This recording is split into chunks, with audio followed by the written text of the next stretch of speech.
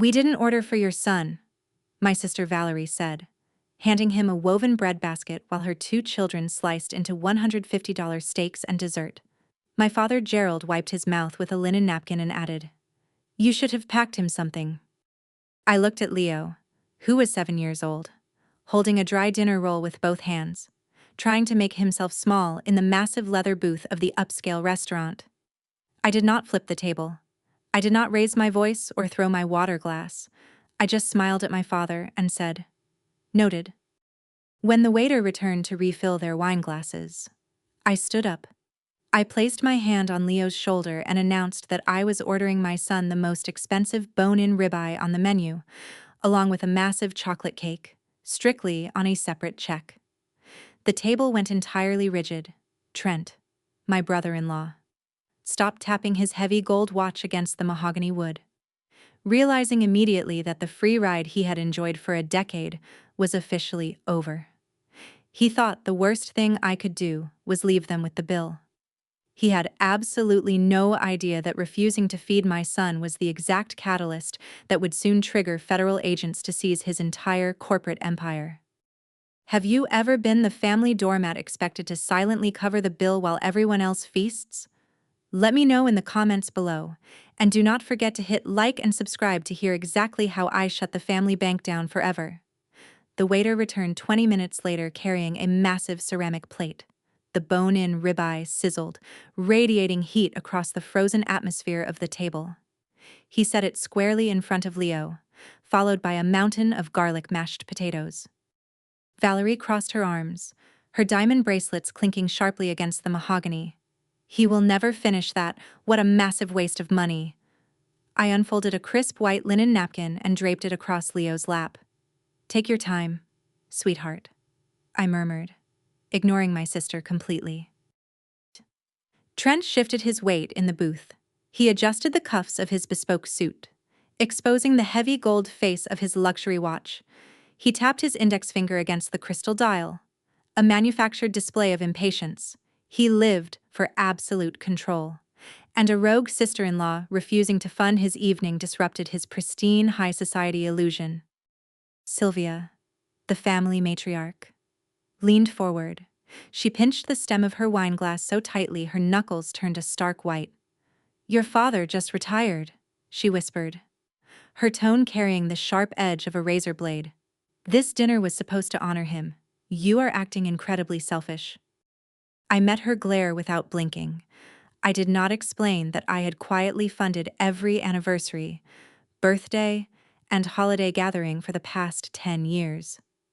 I did not mention the monthly auto transfers covering their mortgage, or the emergency funds I wired whenever Trent's aggressive corporate leverage caught up with him. I simply picked up my fork and took a slow bite of my salad. They genuinely believed I was a mundane data clerk, a quiet woman pulling double shifts to survive as a single mother. They treated my silence as total submission. They assumed my plain gray sweaters and sensible shoes were proof of my mediocrity.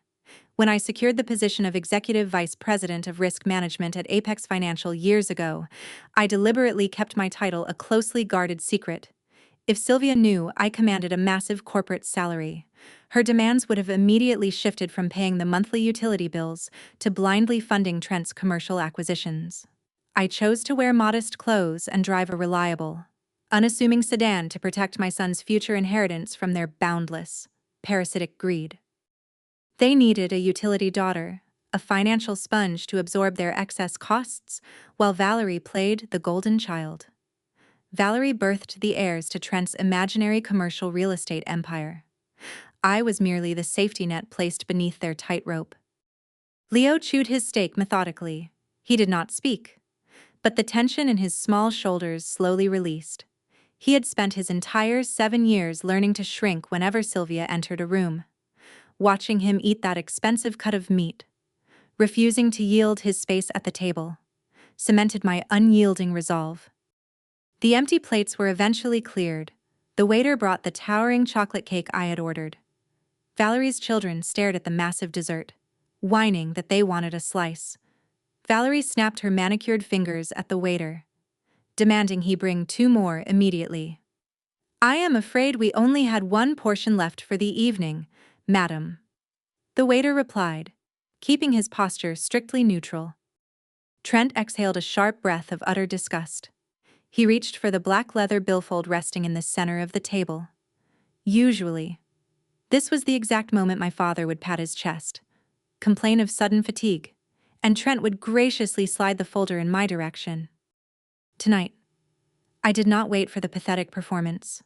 I reached into my purse, pulled out a thick stack of crisp bills, and placed them directly onto the table. I laid out the exact cost of Leo's meal, my salad, and a 50% tip for the waiter who had navigated the hostile environment flawlessly. "The rest of the evening is yours," I stated, placing my hand firmly on the back of Leo's chair. Trent flipped open the leather folder. His eyes scanned the itemized receipt, stopping abruptly at the total. The blood completely drained from his face. 6 adults, top-shelf liquor, lavish appetizers, and 5 premium steaks. The sum was staggering for a man whose corporate liquidity was entirely fraudulent. "You cannot be serious, Ivy," Trent hissed, completely abandoning his polished persona. "You agreed to host this retirement dinner." "I agreed to attend," I corrected, standing up to my full height. "I never agreed to subsidize your appetite." I helped Leo into his winter coat. Gerald stared intently at the white tablecloth. Refusing to make eye contact with me, he had traded his spine for Sylvia's approval decades ago, constantly choosing the path of least resistance even when it meant sacrificing his own daughter. He clutched his cloth napkin, offering no defense, no apology, and no intervention. I took my son's hand. I guided him away from the long table, our footsteps muffled by the thick carpet of the dining room. I did not turn around to witness the inevitable, humiliating shouting match over who would produce a valid credit card. We walked past the grand fireplace, pushed through the heavy brass doors, and stepped out into the freezing night air. The drive home was incredibly quiet. The streetlights of the city cast long, rhythmic shadows across the dashboard of my sedan. Leo fell asleep in the back seat, his head resting gently against the cold window, clutching a small plastic toy. I kept my hands positioned precisely on the steering wheel, my mind operating with cold, clinical detachment. For 10 years, I had compromised my own comfort to purchase their conditional tolerance.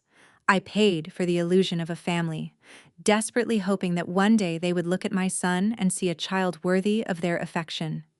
The empty space on the table where his plate should have been proved the absolute futility of my sacrifice.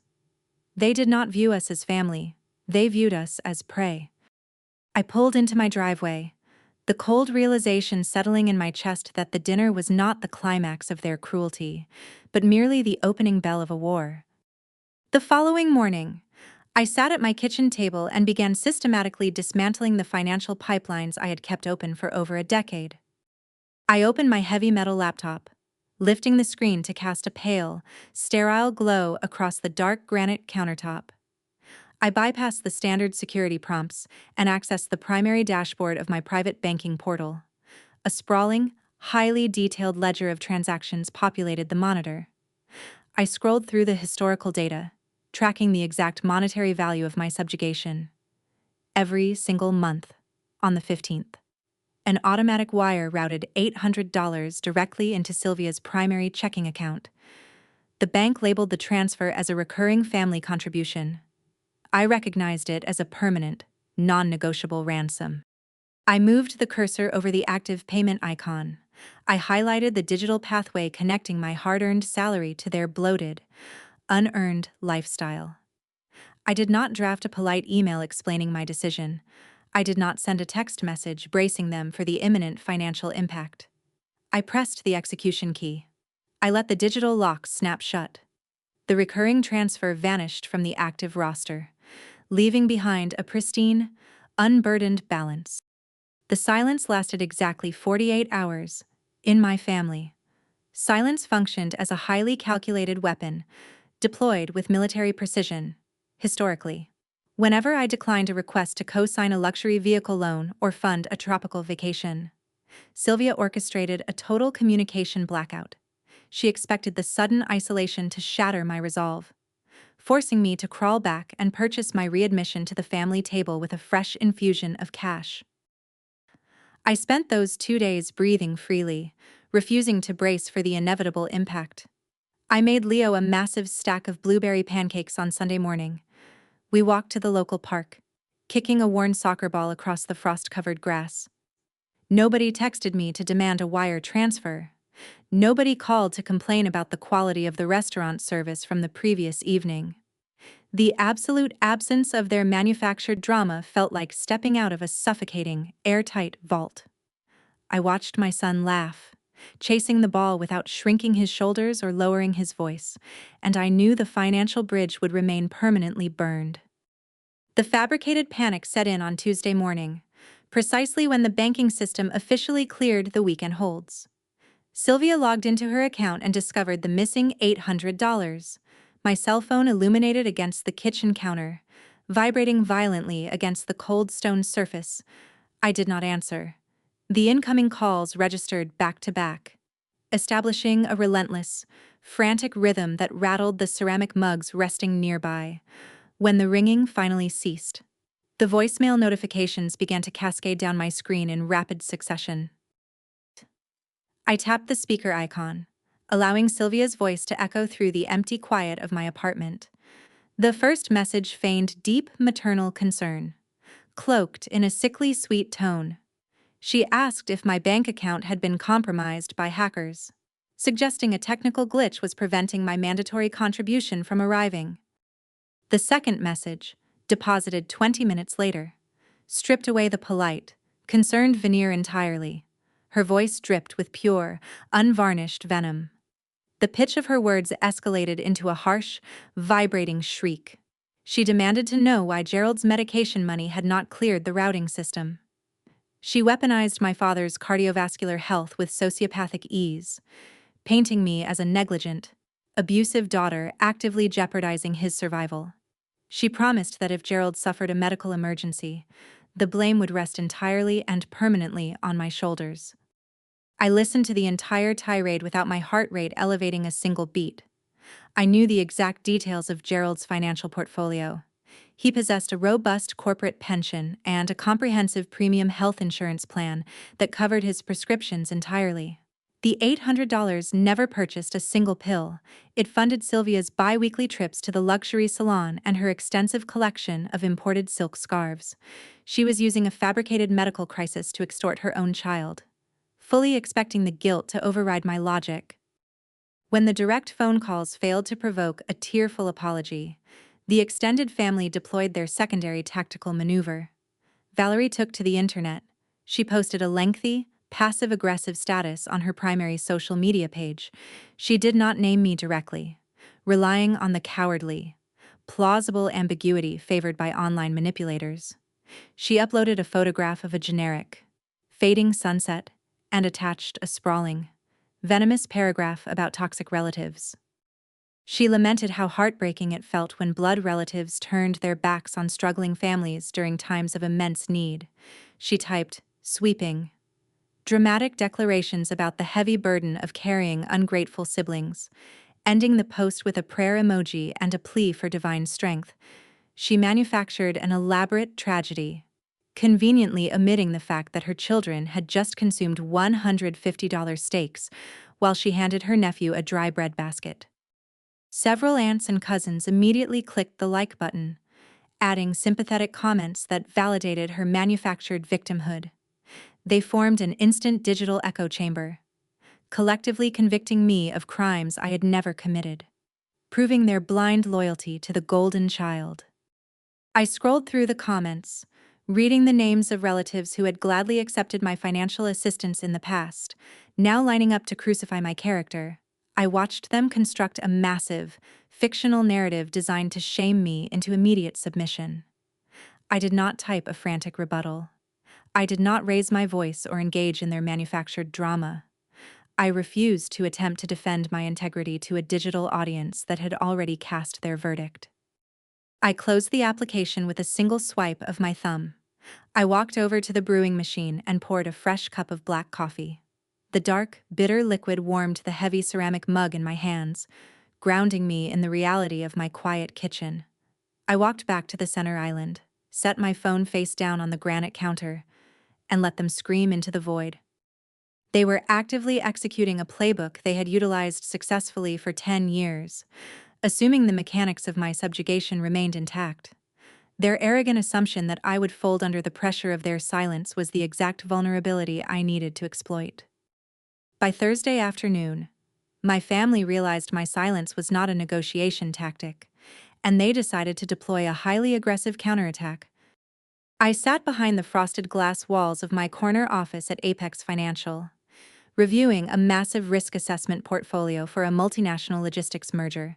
The heavy mahogany desk anchored the room, providing a pristine workspace far removed from the petty squabbles of my relatives. At exactly 2 o'clock, my desk phone illuminated. It was not my direct executive line, which bypassed the lower floors entirely. The call routed through the primary receptionist's desk located in the main lobby. I pressed the flashing button, expecting a routine update regarding an incoming client. Instead, Sarah, our lead receptionist, spoke with a tight, uncomfortable hesitation. She informed me that a man claiming to represent a severe collections agency was holding on line 4. He had explicitly refused to provide a standard corporate identification number or a company name. He bypassed the automated directory entirely, demanding to speak with the delinquent clerk regarding a severely defaulted personal loan. Trent had executed the first phase of their escalation. He believed I worked in a crowded bullpen, surrounded by low-level managers who would overhear the humiliating transfer. He assumed a call from a hostile debt collector would shatter my professional reputation, triggering a swift reprimand from a supervisor. He wanted to inject raw panic into my workday, hoping the fear of losing my fabricated minimum wage job would force me to instantly surrender my boundaries and beg for his intervention. I instructed Sarah to route the call to my secure line, assuring her there was a minor administrative error. I placed the heavy receiver against my ear and listened to the manufactured breathing on the other end. Trent pitched his voice an octave lower, attempting to mask his distinct, arrogant cadence. He barked a scripted legal threat, stating that immediate garnishment procedures would commence against my wages if the outstanding balances were not settled before the close of business. He cited fake case numbers and threatened to dispatch process servers directly to my cubicle to publicly serve the paperwork. I did not gasp. I did not beg the imaginary collector for a temporary extension. I leaned back in my ergonomic leather chair, watching the city traffic flow far below my window. I recognized the specific legal jargon he utilized. It was the exact aggressive phrasing he used to intimidate vulnerable contractors who demanded payment from his commercial real estate firm. He was reciting the very threats he deployed to avoid paying his own legitimate debts. I let the dead air stretch. I held the receiver perfectly still. The silence dragged for 10 seconds, then 20. Trent's breathing hitched, breaking his fabricated character. He expected me to stammer, to cry, to plead for mercy in front of my imaginary coworkers. He had absolutely no idea that I was sitting in an executive suite, possessing the unilateral authority to liquidate his entire corporate portfolio with a single keystroke. I placed the receiver back onto the cradle, severing the connection with a sharp plastic click. The pathetic sabotage attempt failed to elicit a single drop of sweat. Instead, it confirmed that the financial cutoff had successfully destabilized their foundation. The sun set, dragging a bitter winter chill across the city streets. I finished my evening routine, helping Leo complete his mathematics homework at the kitchen island before tucking him into his bed. I washed the dinner dishes, scrubbing the ceramic plates in the quiet sanctuary of my home. I wiped the dark granite countertops until they gleamed under the pendant lights. At precisely 8 o'clock, a violent pounding rattled the front door of my apartment. The heavy wooden frame shook under the force of the repeated blows. The brass knocker slammed against the metal plate, producing a frantic, aggressive rhythm designed to generate immediate alarm and force compliance. I dried my hands on a coarse cotton towel. I walked down the narrow hallway, my bare feet silent against the polished hardwood floor. I did not rush. I peered through the small glass peephole, Sylvia stood on the welcome mat, her posture rigid, her fists clenched tightly at her sides. She wore a heavy cashmere coat, the collar turned up against the cold hallway drafts. Her face flushed a deep, mottled red, radiating pure, unadulterated rage. I turned the brass lock and pulled the door open. I did not step aside to invite her inside. I filled the threshold, anchoring my weight directly in her path. Sylvia did not offer a greeting. She thrust her manicured index finger toward my chest, stopping mere inches from my sternum. She demanded I drive to Valerie's house immediately and issue a formal, groveling apology. She claimed my stunt at the restaurant had severely traumatized her grandchildren and completely humiliated Valerie in front of the waitstaff. She twisted the narrative with terrifying ease, transforming my simple act of feeding my son into a malicious, calculated assault against the family hierarchy. She spoke to me like a disobedient dog. She spat her words, elevating her volume in a deliberate attempt to alert my neighbors. She wanted the public exposure to break my composure, hoping the shame of a hallway screaming match would force me to capitulate. She rattled off a detailed list of my supposed failures, weaponizing every ounce of maternal authority she possessed to crush my rebellion. She called me selfish, ungrateful, and entirely oblivious to the massive sacrifices she and Gerald had allegedly made to secure my modest existence. When the shouting failed to produce a tearful apology, she deployed the ultimate ultimatum. She crossed her arms over her cashmere coat, narrowing her eyes into dark, predatory slits. She informed me that my refusal to act like a dutiful daughter carried a permanent consequence. She threatened to permanently freeze Leo out of all future family holidays. She vowed to banish my 7-year-old son from every birthday celebration, Thanksgiving dinner, and Christmas morning. She promised that neither of us would ever receive another invitation, a gift, or a single acknowledgement of our existence if I did not instantly reinstate their monthly allowance. She held my son's familial inclusion hostage, wielding his innocence as a blunt instrument to bash my financial boundaries into dust. She genuinely believed that the threat of isolating Leo would snap my spine. She expected me to drop to my knees, desperate to preserve his relationship with his grandparents. She expected the sheer terror of total isolation to override my logic and force my wallet open. I looked at her flushed, furious face. I observed the frantic pulse beating at the base of her throat. I saw the absolute arrogance radiating from her posture, the blind conviction that she held absolute power over my life. I offered absolutely zero emotional reaction. I did not defend my actions. I did not hurl insults in return. I did not attempt to explain the fundamental cruelty of using a child as a financial bargaining chip. I knew that engaging with her delusions would only provide her with the ammunition she sought. She wanted a fight. I gave her a vacuum. I grasped the edge of the heavy wooden door. I pushed it forward with a slow, deliberate motion. Sylvia gasped, stumbling backward a fraction of an inch to avoid the closing panel.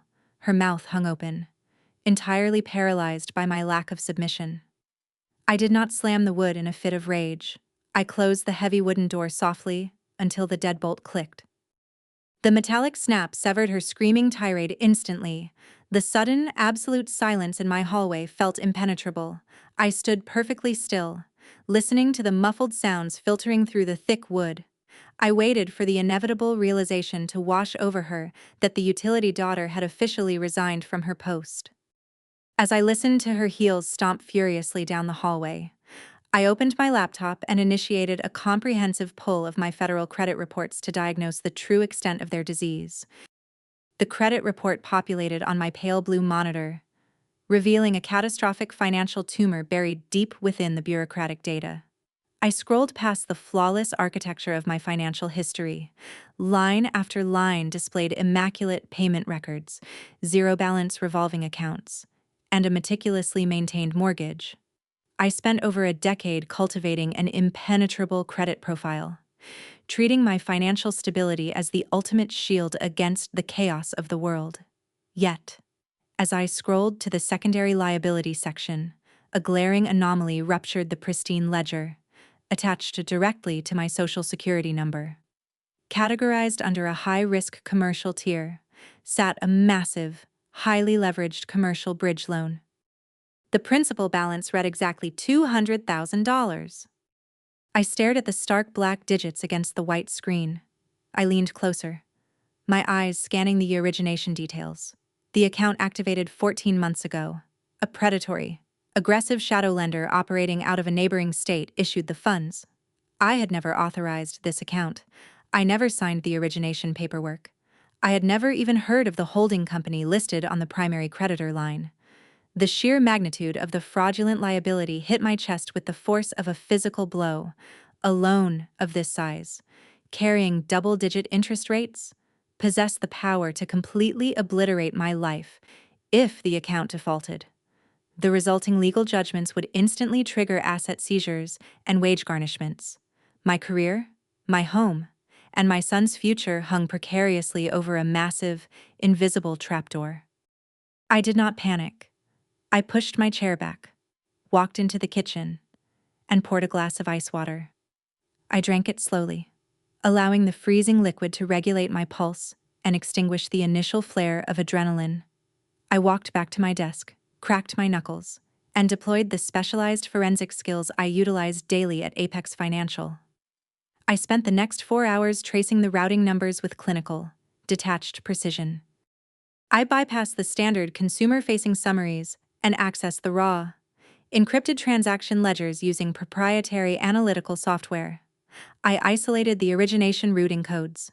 The initial disbursement of $200,000 did not flow into a standard retail bank account. The money vanished immediately into a labyrinth of corporate camouflage.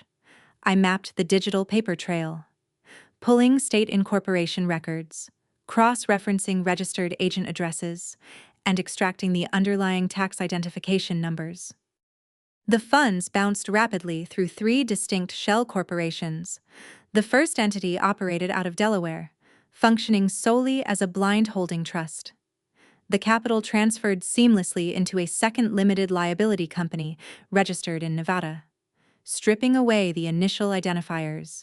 Finally, the money funneled into a third corporate entity functioning as a fake vendor.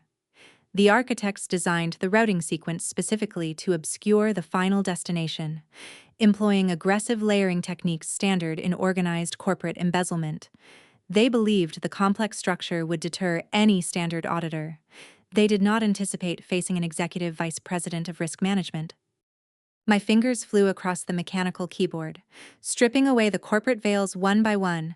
I broke through the final firewall of the third dummy corporation, uncovering the ultimate terminus of the stolen liquidity. The digital paper trail led directly into the primary operating account of Trent's failing real estate firm. He had committed severe, premeditated wire fraud, weaponizing my pristine credit score to plug the gaping holes in his sinking corporate ship. I opened a new window and pulled the public commercial filings for his development company. The data painted a picture of absolute, unmitigated disaster. Trent was suffocating under mountains of unpayable toxic debt. He heavily leveraged his firm to acquire a series of failing commercial strip malls, gambling that a municipal zoning change would artificially inflate their value when the zoning board rejected the proposal. His properties became entirely worthless. He lacked the unencumbered capital required to secure legitimate institutional funding. He faced catastrophic margin calls and imminent foreclosure. Instead of scaling back his arrogant, high society lifestyle, he chose to execute a federal crime. He stole my identity, drafted fraudulent guarantor documents, and secured $200,000 of high-interest shadow capital to artificially inflate his balance sheet. He drove luxury cars, wore bespoke suits, and dined on expensive steaks while secretly hanging a massive federal anchor around my neck. I leaned back in my leather chair, staring at the interconnected web of data I had projected across my dual monitors. To secure a commercial bridge loan of that magnitude, the shadow lender required extensive identity verification. Trent could not simply type my social security number into an online portal. He needed physical documentation. He needed copies of my government identification, my recent tax returns, and my verified signature. I cross-referenced the origination dates with my personal calendar. 14 months ago, Sylvia asked me to store a heavy metal lockbox of important family documents in my apartment, claiming their basement had flooded during a spring storm. A week later, she retrieved the box. During that exact same week, she asked for copies of my tax returns under the guise of updating Gerald's estate planning. I provided the documents without hesitation, trusting my mother. They orchestrated the entire operation together. My parents gathered the intelligence. My brother-in-law executed the fraud. My sister undoubtedly reaped the financial rewards, spending my stolen credit on designer handbags, private school tuitions, and lavish vacations. They operated as a synchronized criminal syndicate disguised as a respectable suburban family. I sat in the darkness of my home office, the glow of the monitor illuminating the exact mathematical value my family had placed on my life. $200,000. That was the price of my quiet obedience. That was the cost of my son's security. They did not view me as a daughter or a sister. They viewed me as an exploitable resource, a deep well of pristine credit they could tap whenever Trent's aggressive commercial leverage threatened to collapse their manufactured aristocratic illusion. They willingly jeopardized my career, my home, and my freedom to finance their vanity. The silence of the apartment wrapped around me. The wall clock ticked rhythmically, marking the early hours of Friday morning.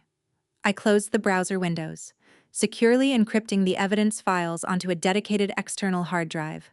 I compiled the state incorporation records, the IP routing logs, and the fraudulent wire transfer receipts. I built an airtight federal dossier. The magnitude of the betrayal severed the final, fraying threads of my familial obligation. I felt a profound, terrifying clarity wash over my mind. The utility daughter they exploited was officially dead. I did not shed a single tear. Instead, I reached for a fresh legal pad, ready to map out the exact architecture of their impending destruction. Fraud on this massive scale required administrative access I knew Trent did not possess on his own, which led me directly to the county records office the next morning. The Friday sun struggled to penetrate the thick layer of gray winter clouds hanging over the city. I drove downtown, parked my sedan in the municipal garage, and walked through the heavy glass double doors of the county courthouse. The air inside the sprawling bureaucratic facility smelled of floor wax, stale coffee, and decaying paper. I navigated the labyrinth of marble corridors, my leather boots clicking a steady, unhurried rhythm against the polished stone, until I reached the Commercial Deeds and Records Division. I pulled a paper ticket from the automated dispenser and waited in a rigid wooden chair. I did not fidget. I did not check my phone. I sat perfectly still, observing the exhausted clerks shuffling massive stacks of legal parchment behind the reinforced glass partitions. When the digital display flashed my assigned number, I approached counter 4. I presented my driver's license and explicitly requested the complete origination packet, including all corresponding guarantor addendums, for the $200,000 commercial bridge loan attached to my Social Security number. The clerk, a tired woman wearing a faded blue lanyard, typed my information into her terminal. The mechanical clacking of her keyboard filled the quiet space. She stood up, walked to a towering wall of physical filing cabinets, and unlocked a heavy metal drawer. When the clerk slid the heavy manila folder across the counter, I opened it and found the absolute betrayal waiting in black ink. I bypassed the standard cover sheets and flipped directly to the primary collateral agreements, a commercial shadow lender distributing $200,000 to a failing real estate developer required ironclad security. Trent's corporate credit possessed zero actual value.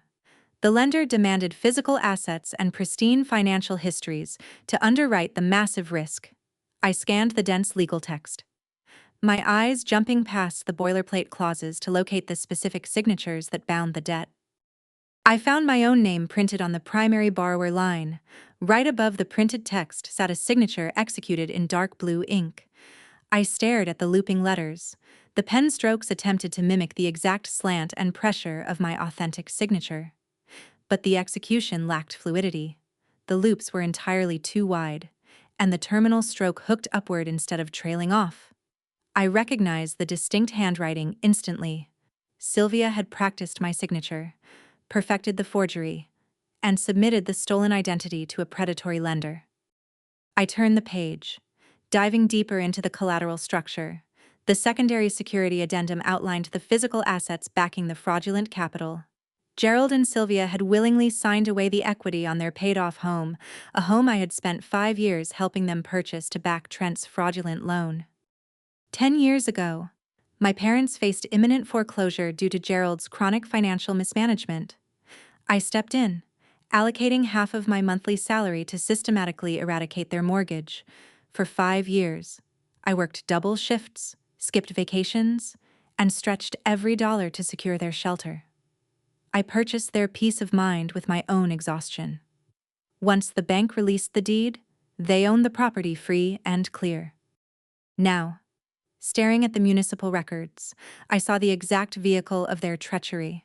They utilized the pristine equity I had painstakingly secured for them, bundled it with my stolen identity, and handed it directly to a predatory commercial lender. They leveraged the roof over their own heads to secure Trent's shadow capital. They had knowingly provided my forged signature as the primary collateral. They established a structure where, if Trent defaulted on his exorbitant monthly payments, the shadow lender would instantly seize their home and subsequently pursue my personal assets to satisfy the remaining deficiency.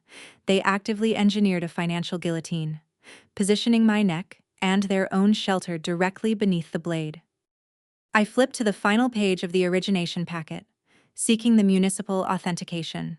A document of this magnitude, transferring massive real estate equity and establishing severe commercial liability, required a verified state-sanctioned witness.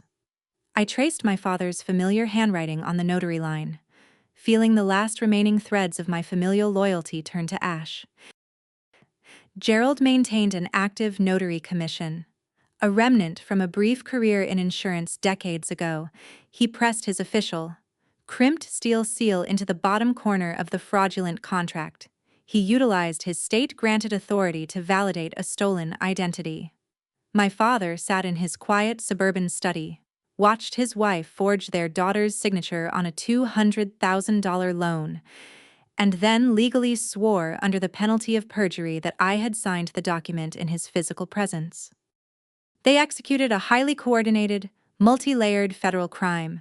Trent provided the corporate vehicle, Sylvia executed the forgery, Gerald supplied the legal authentication. I stood at the counter, gripping the edges of the manila folder. The hum of the fluorescent lights buzzed softly overhead. The magnitude of the conspiracy stripped away the final, lingering doubts clouding my judgment. They did not make a desperate, panicked mistake.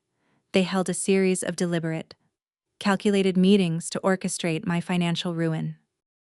They had deliberately sacrificed my financial future and my son's stability, simply to protect Trent's fragile illusion of high society success. Trent needed an immediate influx of cash to hide the catastrophic failures accumulating within his commercial development firm. Valerie demanded the uninterrupted continuation of her luxury vacations, her designer wardrobes, and her country club memberships. When the legitimate institutional funding dried up, they turned to the family resources, instead of advising Trent to declare bankruptcy or scale back their lavish lifestyle. Gerald and Sylvia decided that my pristine credit score and the equity in their home were acceptable collateral damage.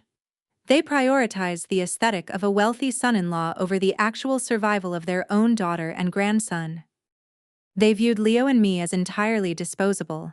They willingly risked plunging a single mother into inescapable debt, risking my ability to provide food, shelter, and education for my 7-year-old son, just to ensure Trent could continue tapping his expensive gold watch against the tables of high-end restaurants.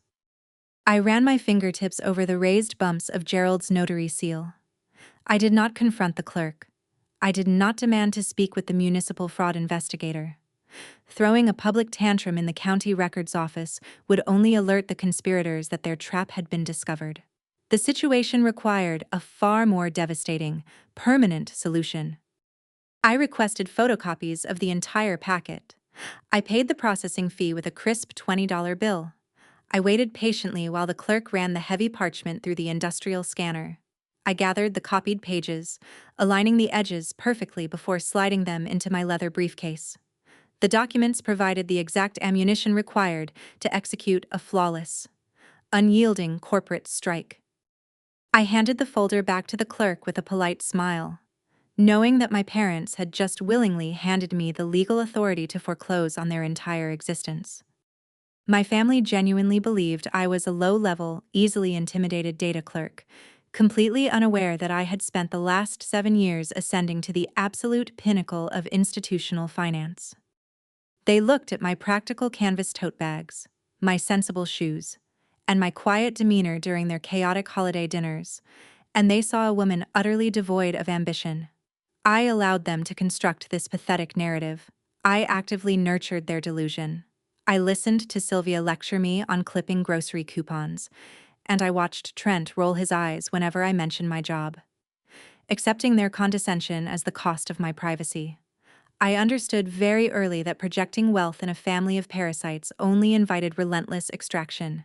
The disguise of a mundane, struggling single mother provided a necessary camouflage, shielding my son's future inheritance from their boundless, toxic entitlement. I left the county records office, merging my rusted sedan into the heavy flow of Friday morning traffic. I drove downtown, navigating the concrete canyons of the financial district. I did not approach the towering glass and steel monolith of Apex Financial through the bustling main plaza.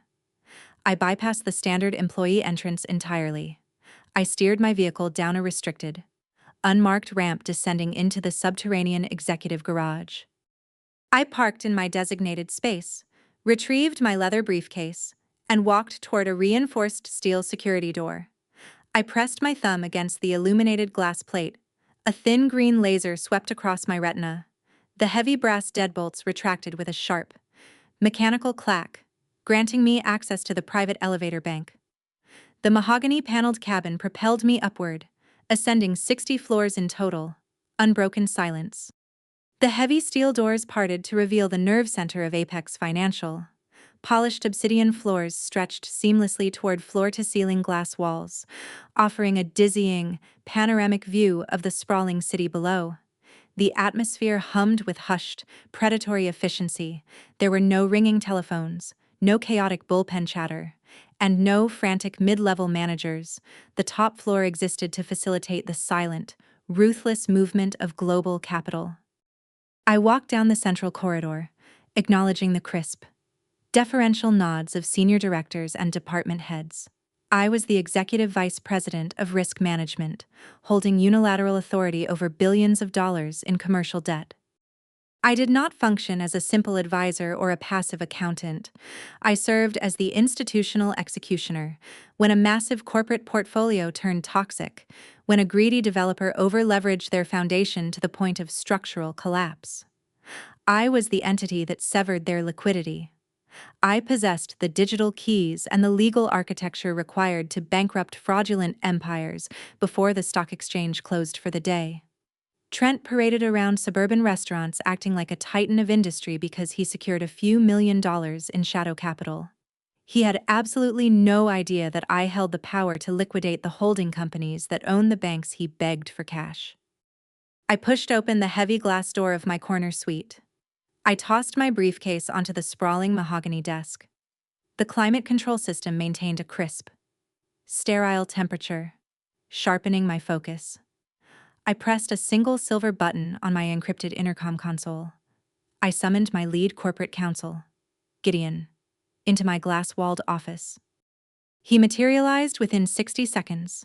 Gideon moved with the calculated, fluid precision of a coiled viper. He wore a tailored charcoal suit, his posture rigid, his dark eyes missing absolutely nothing. He operated as my primary legal architect, a man who dismantled rival corporations and negotiated 9-figure settlements without ever raising his voice. He stepped up to the edge of my desk, waiting for the directive. I unzipped my briefcase. I extracted the photocopied municipal records, the forged guarantor addendums, and the initial shadow lender routing logs. I handed him the physical printouts of Trent's fraudulent bridge loan. Gideon accepted the thick stack of paper. He stood perfectly still, his eyes scanning the dense legal text. He absorbed the shell corporation structures, the hijacked residential equity, and the forged notary seals executed by my father. He digested the mechanics of a $200,000 federal wire fraud in a matter of seconds. Gideon's face remained a mask of cold professionalism as I instructed him to initiate a shadow audit on Trent's entire real estate portfolio. "The primary borrower listed on this document is your brother-in-law," Gideon noted, his voice a low, steady baritone. He recognized Trent's failing development firm from a series of rejected loan applications that had previously circulated through the lower tiers of our underwriting departments. "He utilized my identity to secure predatory capital," I confirmed, tracing the edge of my mahogany desk with my index finger. "My parents willingly provided the collateral and the fraudulent notarization. They established a mechanism designed to dump the toxic debt onto my balance sheet when his firm inevitably collapses." Gideon tapped the stack of papers against his palm, aligning the edges. He did not offer useless sympathy or display shock at the familial betrayal. He simply waited for the tactical parameters. I demanded a complete forensic reconstruction of Trent's corporate architecture. I wanted every single acre of dirt Trent claimed to own scrutinized under a microscopic lens. I instructed Gideon to pull the municipal tax records, investigate the mezzanine debt, and isolate every cross-collateralization clause buried in his commercial contracts. I needed to know exactly how much blood was actively draining from his sinking ship. "I need the perimeter secured without triggering a single tripwire," I warned, locking my gaze onto my counsel. I commanded him to bypass all internal alerts, ensuring my brother-in-law remained blissfully unaware that a federal guillotine was being assembled directly above his head. If Trent received an automated notification that an institutional lender was actively probing his ledgers, his survival instincts would kick in. He would panic. He would attempt to liquidate assets, shred physical documents, transfer funds to offshore accounts, or flee the jurisdiction entirely. I needed his arrogance to remain fully inflated. I needed him to strut into his weekend galas, tap his expensive watch, and boast about his impending wealth to his elite peers. The audit required absolute, impenetrable invisibility. I wanted the snare pulled completely tight before he even realized his ankle was caught in the wire. Gideon gave a single, curt nod. He understood the assignment perfectly. We were not merely building a civil lawsuit to dispute a forged signature. We were engineering total corporate annihilation. He turned on his heel, clutching the fraudulent loan packet tightly against his side, as Gideon walked out of my office to execute the silent directive. I looked out over the city skyline, feeling the immense, unyielding weight of the power I was about to unleash. The results of the shadow audit arrived on my desk 48 hours later, revealing a corporate structure that was actively bleeding to death. Sunday morning on the top floor of Apex Financial provided absolute, uninterrupted silence. The sprawling city below slept under a thick blanket of winter frost. But the global capital markets never stopped moving. Gideon bypassed the standard executive security protocols, entering my glass-walled suite without knocking. He carried a thick, black leather binder and a secured, encrypted flash drive. He placed the physical documents directly onto the center of my polished mahogany desk, his posture rigid and his expression utterly devoid of emotion. He did not offer a verbal summary or a preemptive warning. The devastating reality of the printed ledgers spoke entirely for itself. I opened the heavy binder and initiated the financial autopsy. Trent suffocated under $15 million of highly toxic commercial debt. I traced the exact origins of his impending insolvency, mapping the timeline of his monumental greed. He had aggressively acquired 4 sprawling, abandoned industrial complexes on the western edge of the county. He executed the massive purchases utilizing exorbitant, short-term mezzanine financing, gambling his entire corporate foundation on a heavily rumored municipal transit expansion. He arrogantly believed the city council would rezone the sectors, artificially inflating his portfolio valuation overnight. When the city unexpectedly killed the transit project, his properties instantly transformed into worthless concrete wastelands. Despite the catastrophic devaluation of his primary assets, Trent vehemently refused to downgrade his lifestyle. The forensic audit exposed a man hemorrhaging cash at an entirely unsustainable rate, instead of liquidating his failing properties, cutting his massive losses, and restructuring his firm. He funneled his dwindling corporate reserves into maintaining his manufactured aristocratic illusion. I tracked the outbound wire transfers, following the capital as it drained from his legitimate operating accounts. He utilized commercial construction funds to cover Valerie's massive luxury credit card statements. He paid the exorbitant initiation fees at elite country clubs and maintained the expensive leases on 3 separate European sports cars using money explicitly earmarked for contractor payrolls. He actively drained the lifeblood of his firm to fund his vanity, leaving his legitimate tradesmen unpaid and his project escrow accounts critically overdrawn. He operated a massive, teetering Ponzi scheme of ego, constantly borrowing from tomorrow to fund the arrogance of today. This reckless, systematic mismanagement triggered inevitable, fatal consequences. The audit confirmed he currently faced catastrophic margin calls from 3 independent shadow lenders. The aggressive creditors recognized the plunging valuation of his industrial parcels and demanded immediate, massive cash injections to secure their positions. Trent lacked the liquid capital to satisfy the demands. The lenders issued strict, unyielding deadlines, promising to execute hostile takeovers of his corporate entities if he failed to produce the cash. A hostile takeover would instantly expose the missing contractor escrows and the fraudulent accounting practices he used to hide his insolvency. If the creditors ripped open his books, the resulting federal indictment for severe wire fraud and corporate embezzlement would guarantee a lengthy prison sentence. He was trapped in a geographic bottleneck of his own design, watching the walls rapidly close in on his fraudulent empire. Trent scrambled desperately for a lifeline. He sought an emergency institutional bailout to consolidate his toxic debt, pay off the aggressive shadow lenders, and prevent the federal authorities from examining his compromised ledgers. Gideon stepped forward, sliding a secondary, much thinner manila folder across the polished wood of my desk. He informed me that Trent had officially submitted a desperate application for a massive capital injection, to my absolute cold amusement. The automated routing algorithms of the financial district had directed his frantic plea directly to Apex Financial. I opened the secondary folder. Staring down at the standardized federal banking forms, Trent requested exactly $15 million in emergency corporate restructuring capital.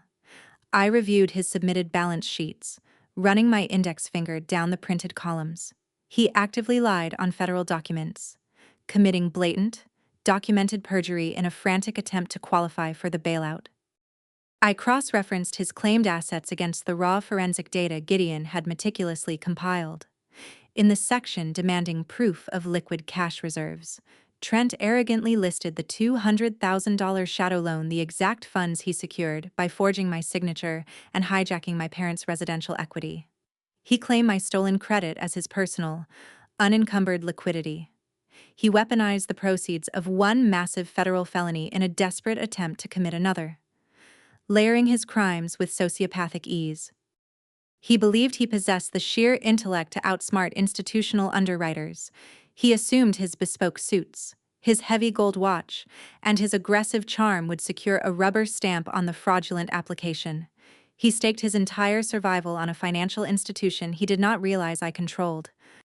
He viewed Apex Financial as a faceless, bureaucratic monolith, a massive machine he could easily manipulate with doctored spreadsheets and false confidence. He expected a team of low-level analysts to review his fabricated numbers, process the paperwork, and approve his salvation without asking difficult questions. He had absolutely no idea that the final authority, the senior executive holding the absolute power to approve or deny his $15 million lifeline, was the exact same woman he had mocked over a dinner menu just days prior. He was sprinting blindly into a reinforced steel cage, completely unaware that the utility daughter he despised held the only key to the lock. I placed the fraudulent application back into the manila folder and aligned the edges perfectly with the thick leather binder. I did not immediately issue the rejection order. A swift, silent denial would simply send him scrambling to another institution, allowing him to hide his crimes in the shadows. True justice required a highly public, inescapable execution.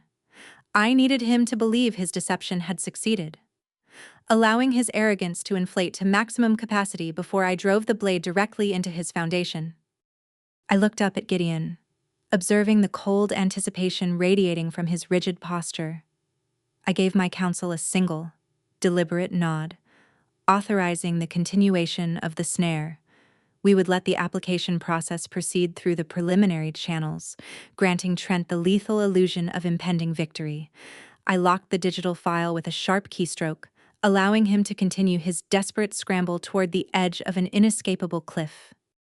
The mounting pressure of his collapsing firm drove Trent to commit a desperate, highly erratic domestic ambush.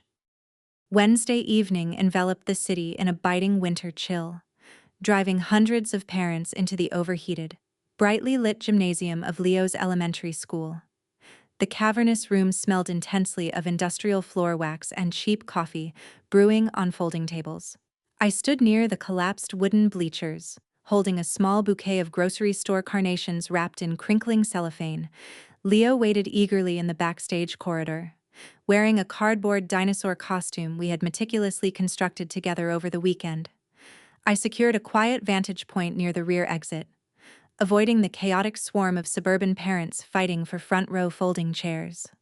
I wanted a peaceful evening to celebrate my son's performance, entirely disconnected from the lethal corporate execution I was actively engineering downtown. The heavy metal double doors of the gymnasium slammed open, slicing through the dull, echoing roar of the crowd. Trent and Valerie marched directly into the packed room. They did not scan the rows for available seats or purchase a program from the parent volunteers. They locked their eyes entirely onto me, navigating the maze of chairs with aggressive, uncoordinated strides. Trent's physical deterioration was jarring. He usually maintained a pristine, manufactured armor of bespoke Italian tailoring, presenting himself as an untouchable titan of commercial real estate. Tonight, the facade had completely crumbled. His expensive charcoal suit hung loosely on his frame, the fabric wrinkling sharply around the elbows and knees. He had abandoned his silk tie, leaving his dress shirt collar unbuttoned to reveal a flushed, sweating neck. As he invaded my physical space, a heavy, suffocating wave of stale, expensive scotch radiated off his breath. He had clearly spent the entire afternoon self-medicating, desperately attempting to drown the impending reality of his $15 million deficit and the shadow lenders circling his fraudulent portfolio. Trent did not offer a greeting. He closed the physical distance, flagrantly violating my personal boundaries. He raised his right hand and aggressively shoved a thick stack of printed legal paper directly into my chest.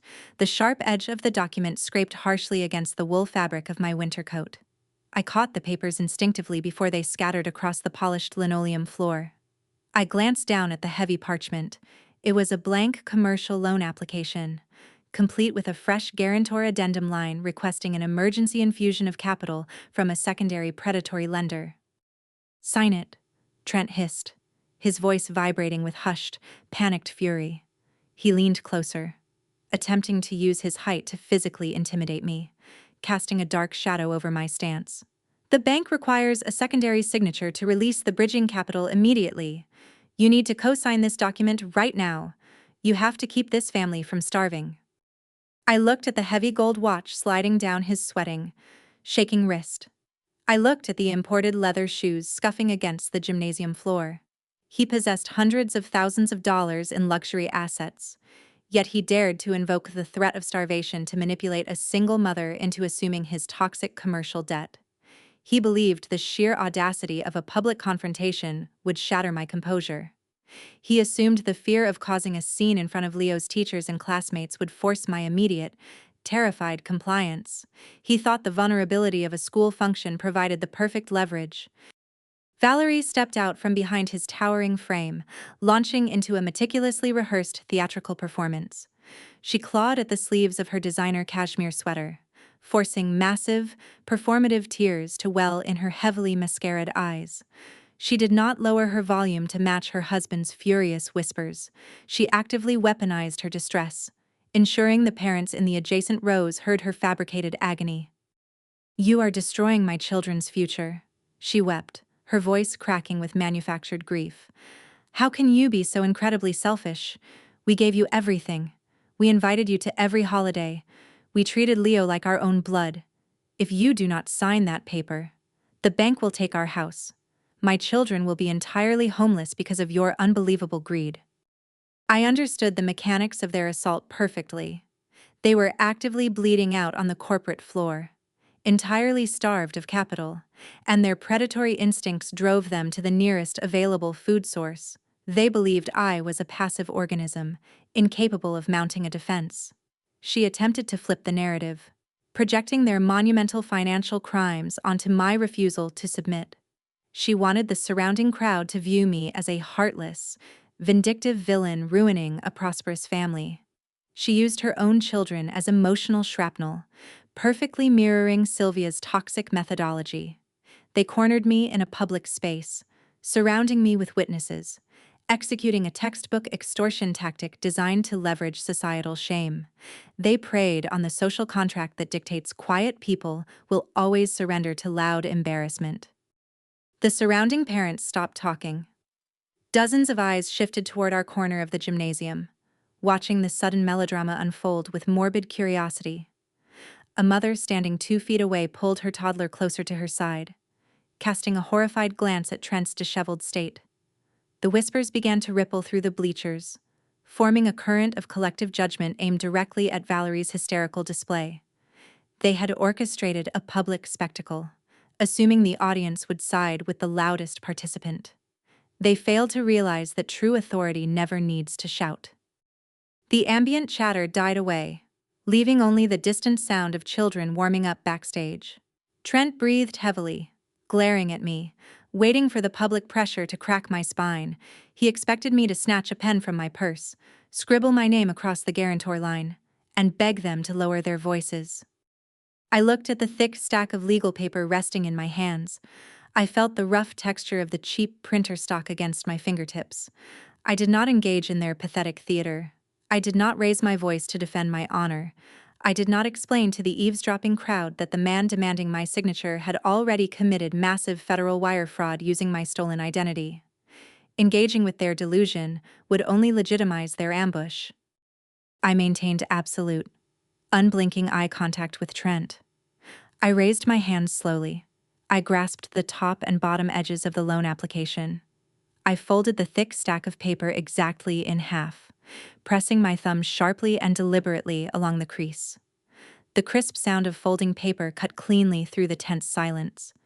Trent's jaw dropped open, his bloodshot eyes tracking my movements in profound, paralyzed confusion. I folded the document a second time, reducing the aggressive commercial contract into perfect, compact squares. I unclasped my leather purse, dropped the ruined application inside, and snapped the brass latch shut. The metallic click echoed sharply against the sudden, suffocating silence of our corner. I did not utter a single syllable. I did not grant their manufactured crisis the validation of a response. I stepped smoothly around Trent's rigid frame, my shoulder brushing past his wrinkled bespoke suit without breaking my stride. I walked away in absolute silence, leaving them stranded in the middle of the crowded gymnasium. I moved toward the backstage corridor to locate my son, completely abandoning them to the judgmental stares of the surrounding audience.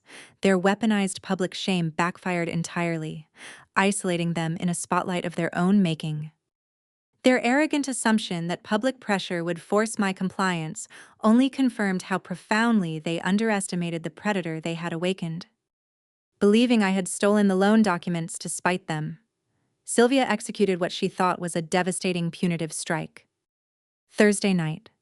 My cellular phone vibrated against the nightstand, illuminating the darkened bedroom with a rapid, relentless succession of alerts. I retrieved the device and opened the sprawling family group chat. Sylvia had drafted a lengthy, venomous manifesto. She painted my quiet departure from the school gymnasium as an act of unhinged, hysterical aggression, twisting my silence into an admission of guilt. She accused me of deliberately sabotaging Trent's commercial survival out of petty, deep-seated jealousy. Then, she delivered her ultimate punishment.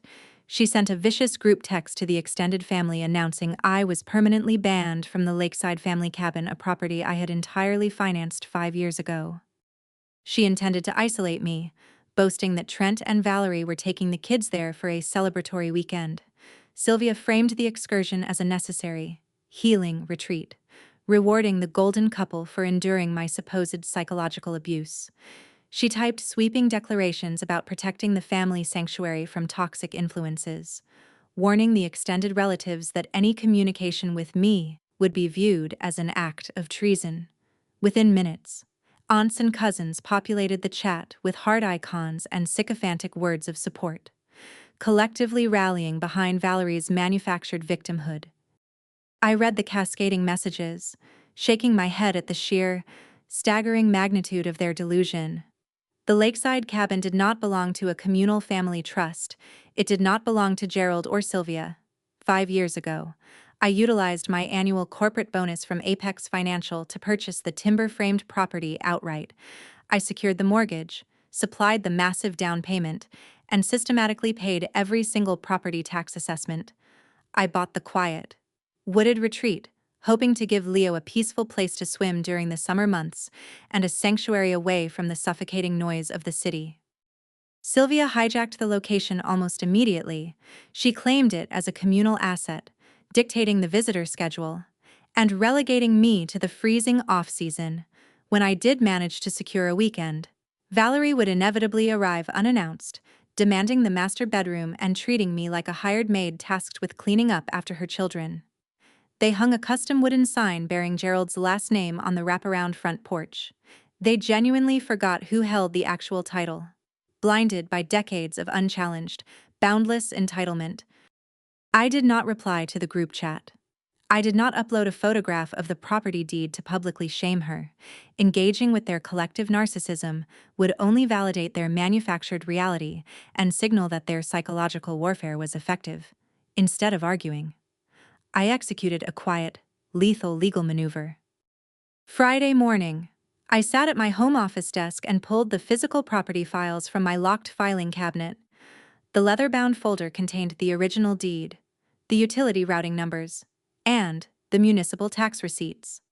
I dialed the toll-free number for the regional power authority governing the Lake District. A customer service representative answered, requesting the primary account holder's credentials. I provided my social security number and the specific billing PIN I established 5 years prior. I did not request a temporary suspension or a vacation hold. I formally revoked their access rights and ordered the immediate, permanent shutoff of all electricity and water to the estate. The representative paused, the steady typing on her keyboard halting abruptly. She warned me that executing a permanent grid disconnection during a severe winter freeze risked ruptured pipes, flooded basements, and massive structural damage to the foundation. I authorized the liability waiver without a fraction of hesitation. The representative entered a brief override command, and the grid disconnection processed instantly. The digital confirmation receipt populated in my email inbox before I severed the call. I contacted the municipal utility boards and the county deed office. I dialed the local water authority, reciting my parcel identification number, and executed the exact same absolute directive.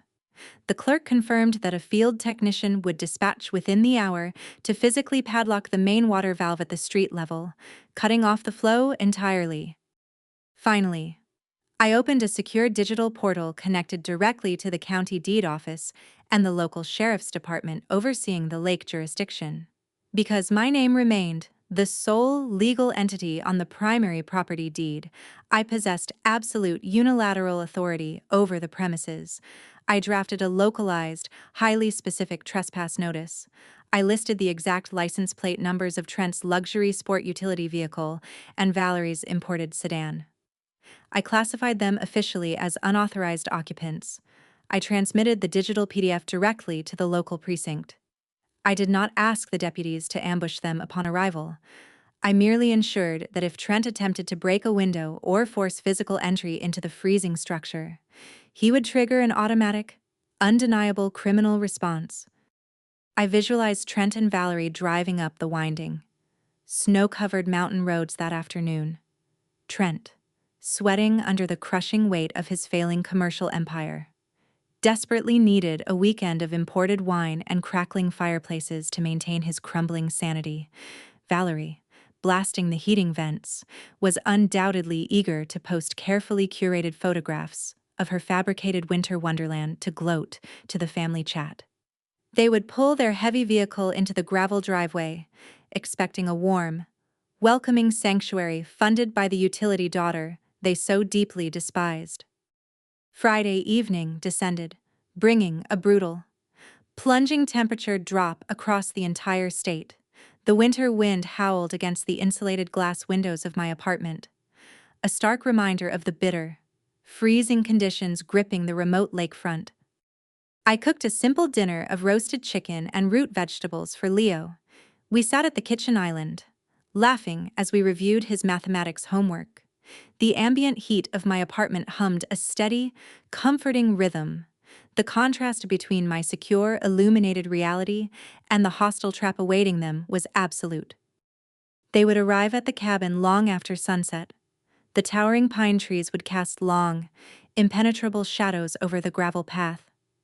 Trent would march up the wooden steps and punch his numerical code into the electronic deadbolt. He would find the battery dead, the digital connection entirely severed by the power outage. He would fumble in the freezing darkness for the spare physical key hidden beneath the porch planter, cursing the cold biting into his expensive leather gloves. He would turn the lock and step into a suffocating, refrigerated void. No lights would activate when Valerie flipped the brass wall switches. No hot water would flow from the copper faucets to thaw their freezing hands. The heavy stone fireplace would offer zero warmth against the sub-zero drafts creeping relentlessly through the hardwood floorboards. Their stolen sanctuary was officially transformed into a hostile, frozen vault.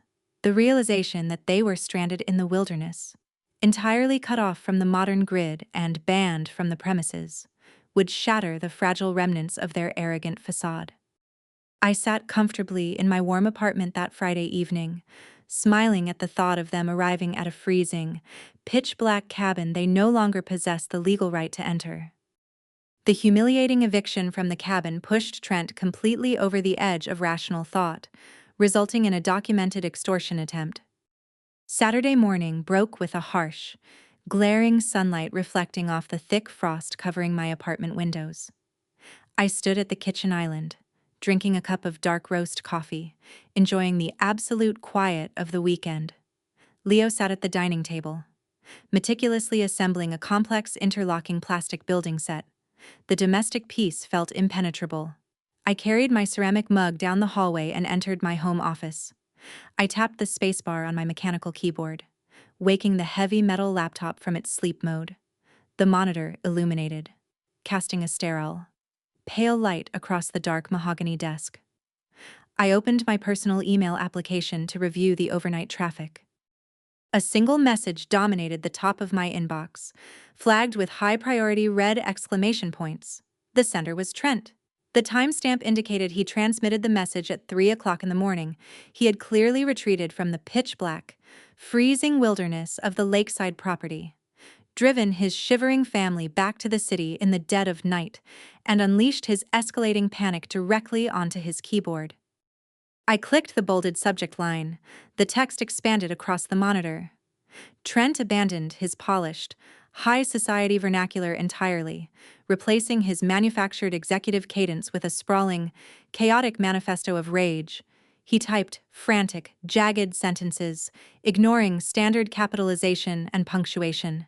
He launched into a vicious tirade, accusing me of deliberately attempting to murder Valerie and the children by exposing them to sub-zero temperatures. He conveniently omitted the undeniable legal fact that they had trespassed on a heavily secured property they did not own. He framed his humiliating defeat as an unprovoked, psychotic assault against his family.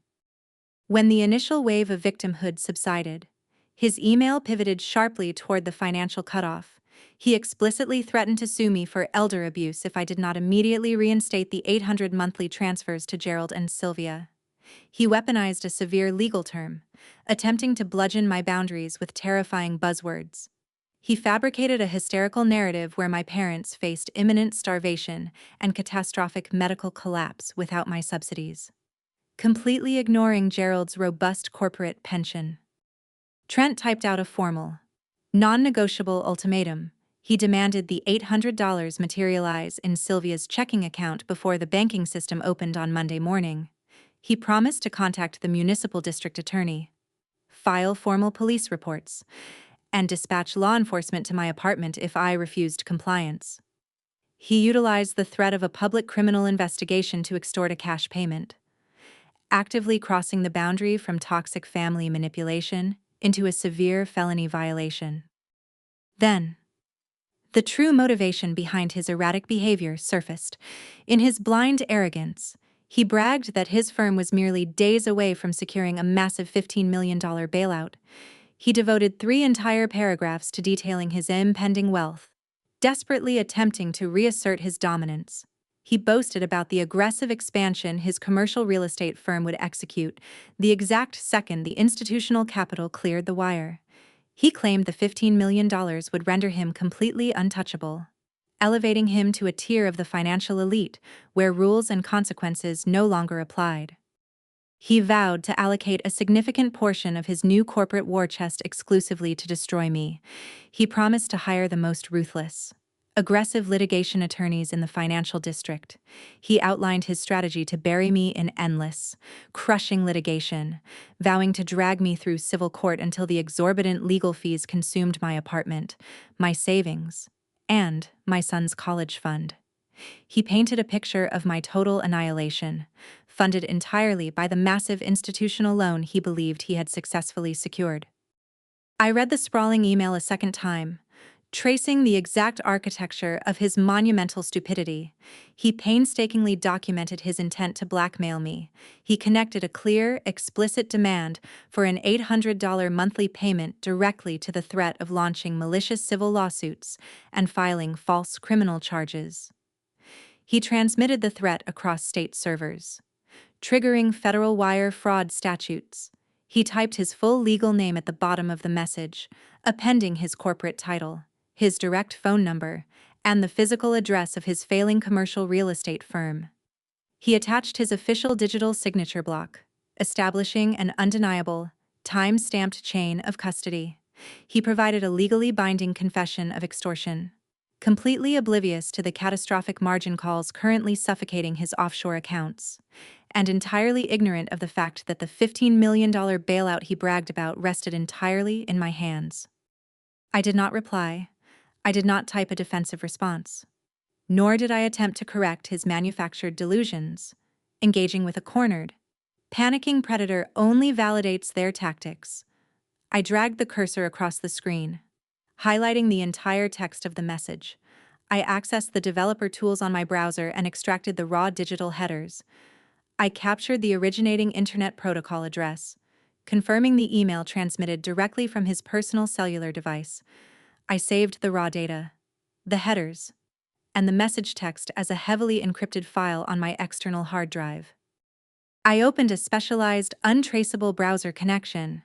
I navigated directly to the secure portal of the Federal Fraud Division, bypassing the standard consumer complaint forms to access the institutional reporting matrix. I created a new digital dossier. I uploaded the forged commercial loan documents containing Gerald's fake notary seal and Sylvia's fabricated signature, detailing the fraudulent $200,000 shadow loan. I added Trent's extortion email to the evidence cache. I drafted a concise, highly objective summary of the blackmail attempt. I utilized stark, clinical language, linking his frantic demand for the $800 directly to his collapsing commercial portfolio and the stolen residential equity. I established the timeline, proving a coordinated pattern of severe financial crimes and domestic extortion. I moved the cursor over the final submission button. I looked out the window of my home office, watching the winter wind strip the dead leaves from the oak trees lining the street. I felt absolutely zero hesitation. I pressed the mouse button with a sharp, definitive click. A progress bar materialized in the center of the monitor, filling rapidly with a solid green line as the encrypted package transmitted directly to the federal authorities. The digital confirmation receipt chimed in my inbox, bearing an official tracking number from the Department of Justice. The machine was now officially in motion. The government possessed his unhinged threats, his corporate routing numbers, and his forged collateral. I closed the browser and shut the laptop down, feeling a profound, terrifying calm settle over my mind. He had just willingly handed the federal authorities the exact rope required to hang him. With the legal snare perfectly woven, it was time to officially invite the prey into the slaughterhouse. Monday morning arrived, blanketing the city in a thick, metallic gray fog.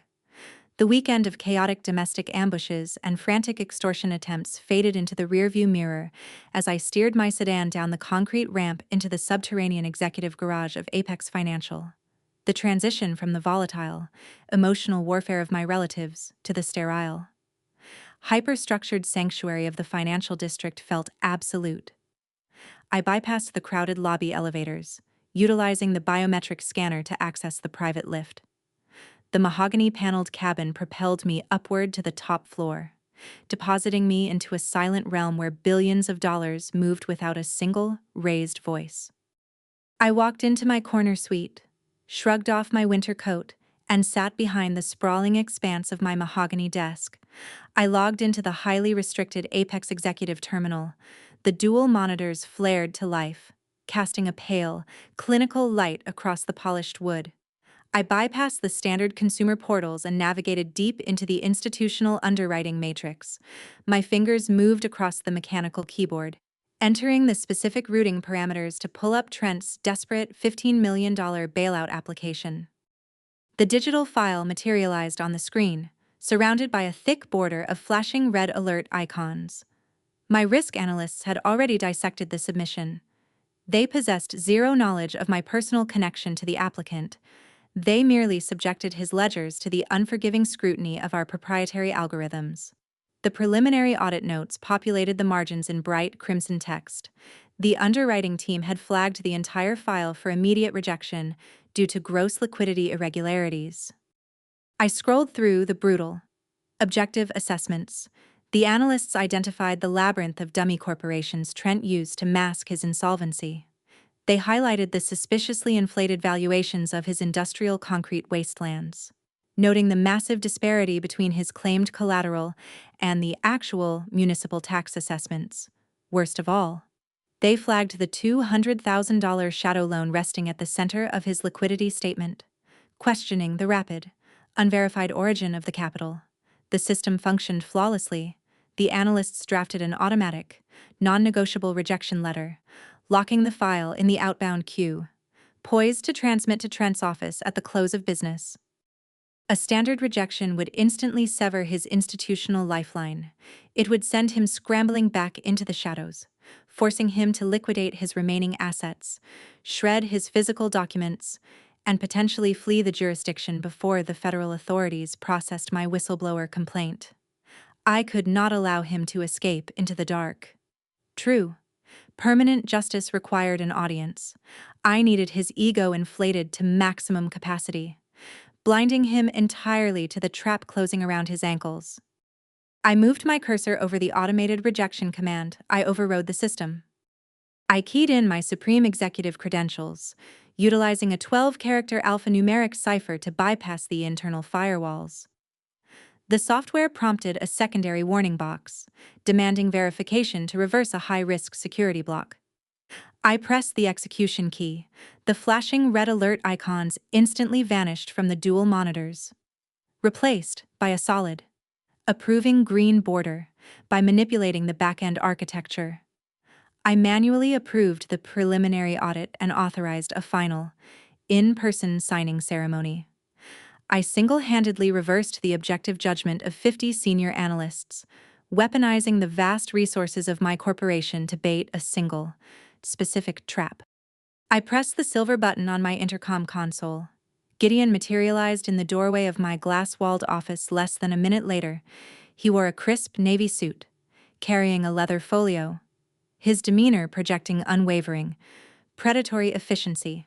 I turned the monitor toward him, displaying the newly generated approval codes for Trent's $15 million corporate bailout. Gideon's dark eyes scanned the screen, absorbing the manual override without a flicker of surprise. I directed Gideon to schedule the execution of the documents for Saturday evening, specifically demanding it take place at the Grand Ballroom of the St. Regis, right in the middle of Trent's extravagant investor gala. "You want the final execution conducted in a highly public forum," Gideon noted, his deep baritone cutting through the silence of the office. He recognized the tactical shift immediately. We were moving the battlefield from the sterile confines of the financial district to the opulent, glittering heart of Trent's manufactured high society illusion. "I want you to act as the primary liaison," I instructed, handing Gideon the physical routing codes. "Contact his firm this afternoon, inform him that the Apex Underwriting Committee has approved his request for a $15 million capital injection. Tell him the sheer magnitude of the transfer requires a physical, wet ink signature from the senior executive board to finalize the release of funds." I outlined the precise psychological manipulation required to secure Trent's compliance. I commanded Gideon to specifically request the St. Regis venue, framing the intrusion as a mandatory corporate protocol. Trent had spent the last 2 months hyping this specific investor gala, inviting 300 of the wealthiest politicians, municipal judges, and commercial developers in the city. He intended to use the evening to project an illusion of infinite prosperity, hoping to lure backdoor private loans from the attendees. If a standard bank teller demanded to interrupt his party, Trent would refuse. However, if the elite corporate council of a global financial superpower demanded an audience, his narcissism would override his caution entirely. Trent believed the location request was a concession to his high society status. He would view the sudden arrival of Apex financial executives not as a hostile audit, but as a glorious, highly public coronation. He hungered for validation. The prospect of signing a $15 million federal lending contract in front of his elite peers, proving his absolute market dominance, would prove entirely irresistible. He would leap at the opportunity to flaunt the massive institutional backing, utilizing our presence to silence his critics and solidify his fragile legacy. Gideon closed his leather folio, securing the routing codes inside. "I will draft the final execution contracts and dispatch the scheduling mandate to his office before noon," he confirmed, turning toward the heavy glass door. "He will assume we are bowing to his schedule. Ensure the contracts outline the immediate, unilateral transfer of his commercial collateral upon signing," I added, my voice dropping to a low, freezing register. "When the ink dries, I want every single acre of his property locked into our holding trust." "The perimeter will be absolute," Gideon promised, stepping out of the office to unleash the digital bait. I turned my chair toward the floor-to-ceiling windows, looking out over the sprawling, icy grid of the city. Somewhere within the concrete maze, Trent sat in his failing office, sweating over his margin calls and bracing for total ruin. In a few hours, his phone would ring. Gideon would deliver the fabricated salvation. Trent would pop a bottle of expensive champagne, believing his monumental wire fraud, his extortion attempts, and his ruthless exploitation of my family had successfully secured his empire. He would spend the entire week boasting about his impending wealth, preparing to strut under the multi-tiered crystal chandeliers of the St. Regis. He had absolutely no idea that I had just officially repurposed his glittering victory party into a highly classified federal execution chamber. Armed with the absolute certainty of an impending $15 million bailout, Valerie felt entirely justified in rewarding herself for the stress she had endured. Trent received the confirmation call from Gideon on Monday afternoon, and the fabricated salvation acted like adrenaline injected straight into their veins, believing they had outsmarted the federal banking system and secured their legacy. The crushing panic of the previous week morphed instantly into bloated, toxic hubris. By Thursday morning, the dark clouds hovering over their household vanished, replaced by an insatiable, ravenous hunger to consume. Valerie drove her imported sedan downtown to the most exclusive commercial avenue in the city, A pristine street lined with velvet-roped boutiques and armed security personnel guarding glass display cases. She parked illegally in a loading zone, tossing her keys to an intimidated valet, projecting the aura of a woman who possessed infinite, untouchable wealth.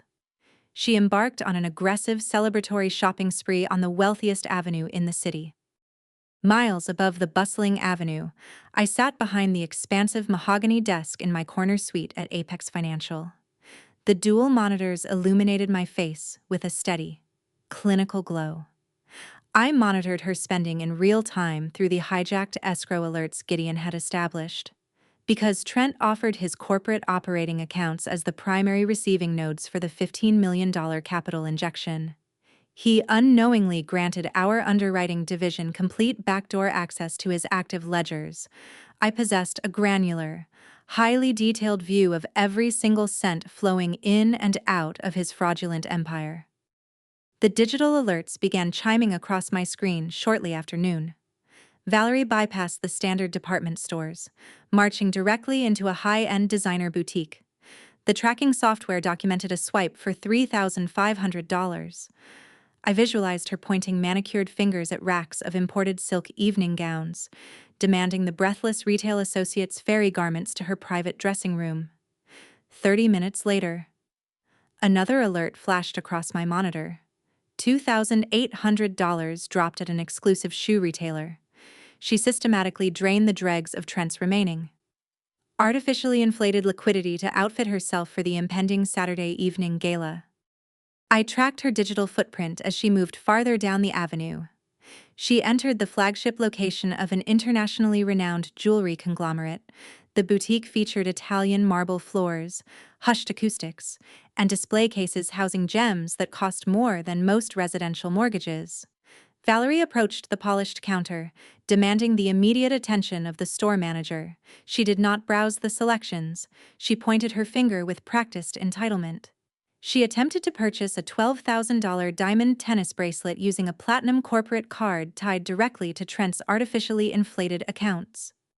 She intended to wear the shimmering stones to the St. Regis, weaponizing the jewelry to broadcast her fabricated financial supremacy to the 300 elite politicians and developers attending the event.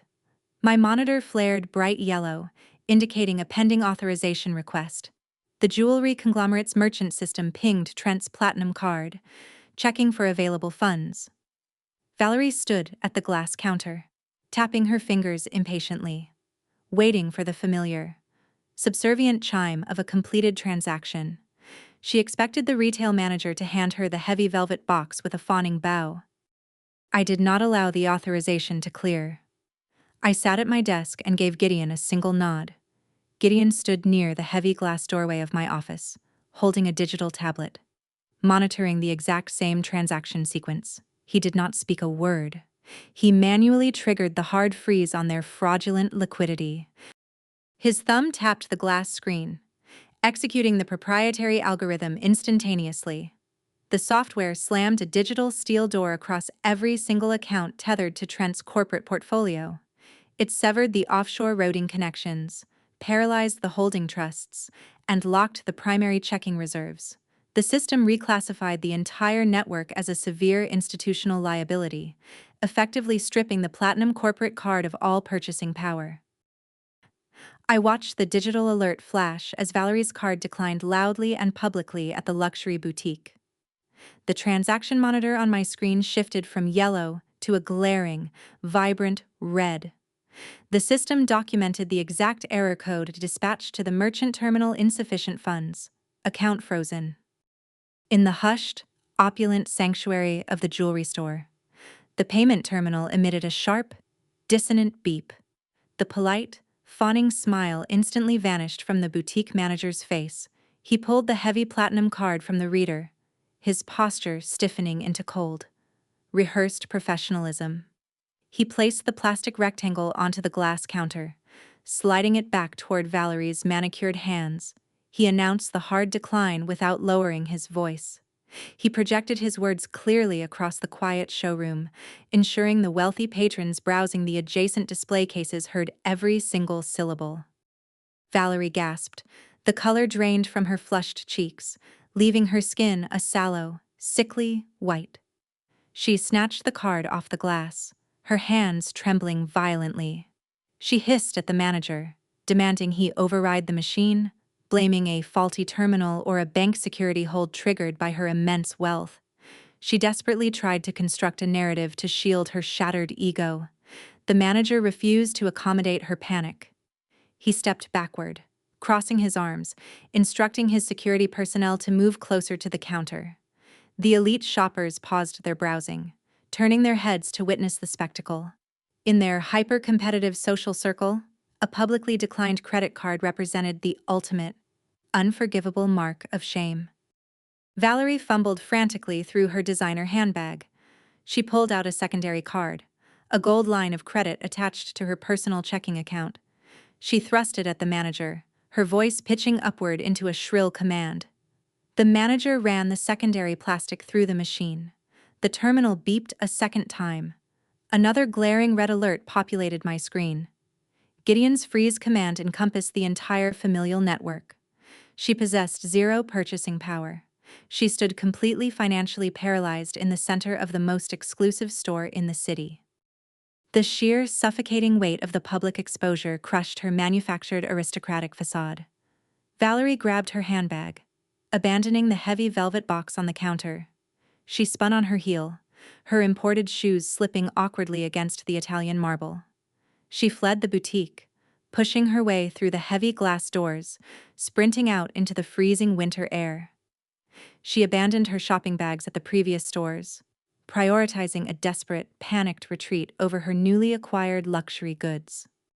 I leaned back in my ergonomic chair, watching the cascading failure notifications flood the terminal. Valerie attempted to dial Trent's cellular phone 3 times in rapid succession. The tracking software logged the outbound pings. Trent, currently sitting in his office preparing his grand speech for the gala, would check his banking application and discover the frozen accounts. He would panic, but his boundless arrogance would prevent him from recognizing the freeze as an execution order. He would attribute the digital lockout to a temporary institutional hold preceding the massive $15 million wire transfer scheduled for Saturday evening. He would calm Valerie down, promising her the funds would flow like a river the second he signed the Apex financial contracts under the crystal chandeliers of the St. Regis. The devastating social humiliation she suffered at the checkout counter was merely a microscopic preview of the total annihilation awaiting them. I closed the tracking window, severing the digital connection to their unraveling lives. I stood up, walked over to the floor-to-ceiling windows, and looked out over the sprawling city. The trap held perfectly. The bait completely masked the poison. As the clock ticked down to the gala, their manufactured empire was already crumbling to dust beneath their expensive Italian shoes. The freezing rain battered the exterior of the St. Regis, but the atmosphere inside the grand ballroom was a suffocating inferno of arrogance and stolen wealth. Saturday evening arrived, bringing a torrential downpour that flooded the downtown avenues and transformed the city into a sprawling grid of gray sludge. I navigated the treacherous streets, the windshield wipers of my rusted sedan fighting a losing battle against the relentless sheets of freezing water. I bypassed the subterranean parking structures and steered my vehicle directly into the illuminated, circular valet queue stationed at the primary entrance of the luxury hotel. A line of imported European sports cars and elongated black luxury sedans stretched toward the brass revolving doors. My weathered vehicle disrupted the pristine aesthetic of the high society gathering instantly.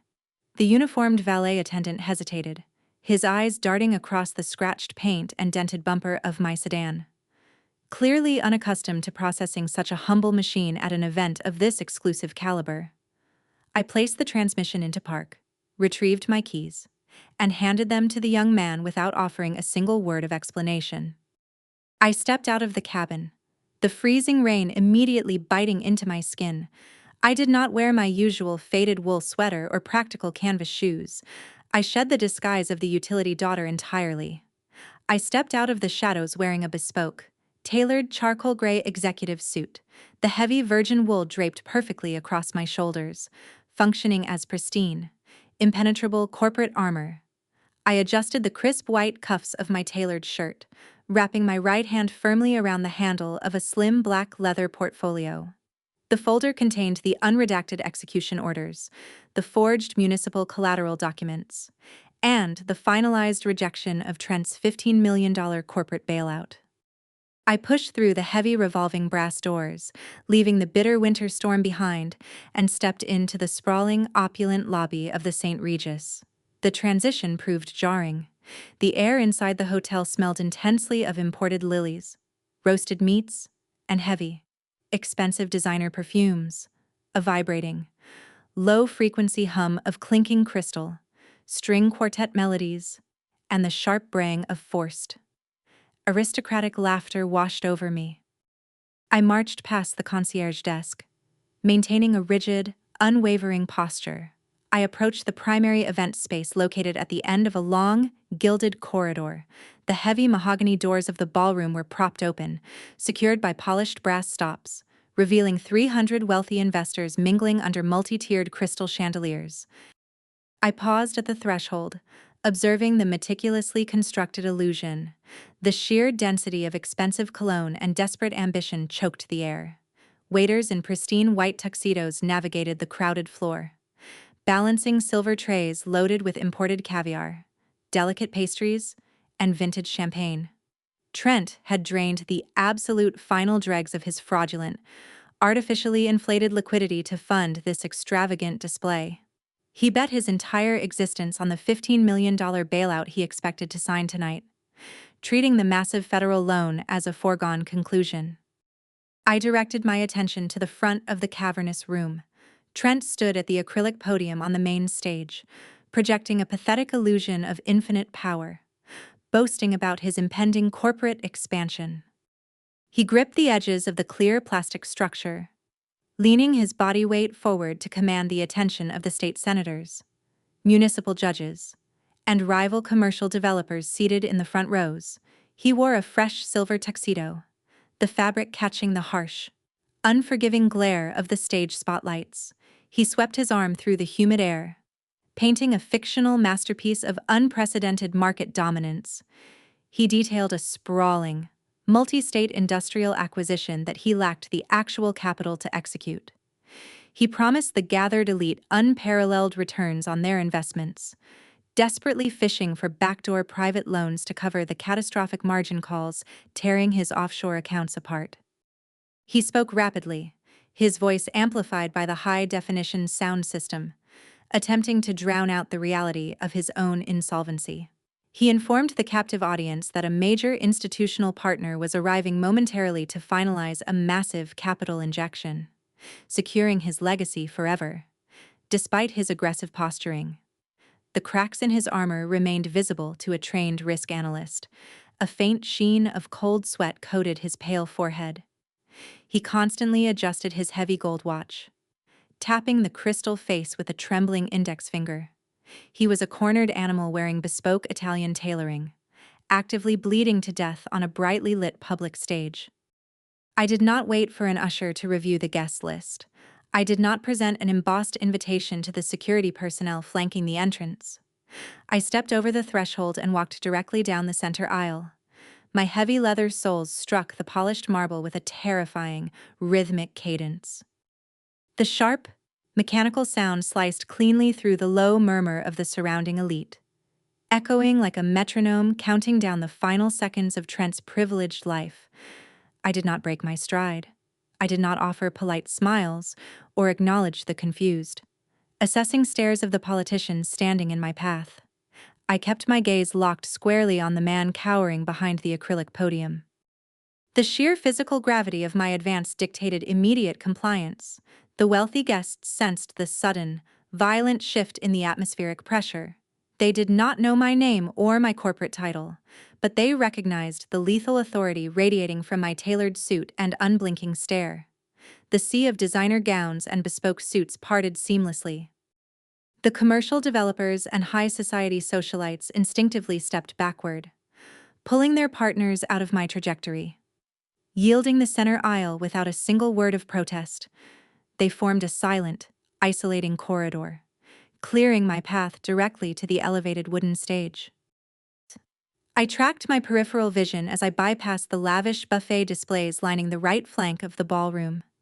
Sylvia held court with a circle of developers' wives, her posture radiating bloated, manufactured pride. She wore a heavy emerald silk dress, her neck draped in pearls she purchased using the exact salary I diverted to pay her residential property taxes 5 years ago.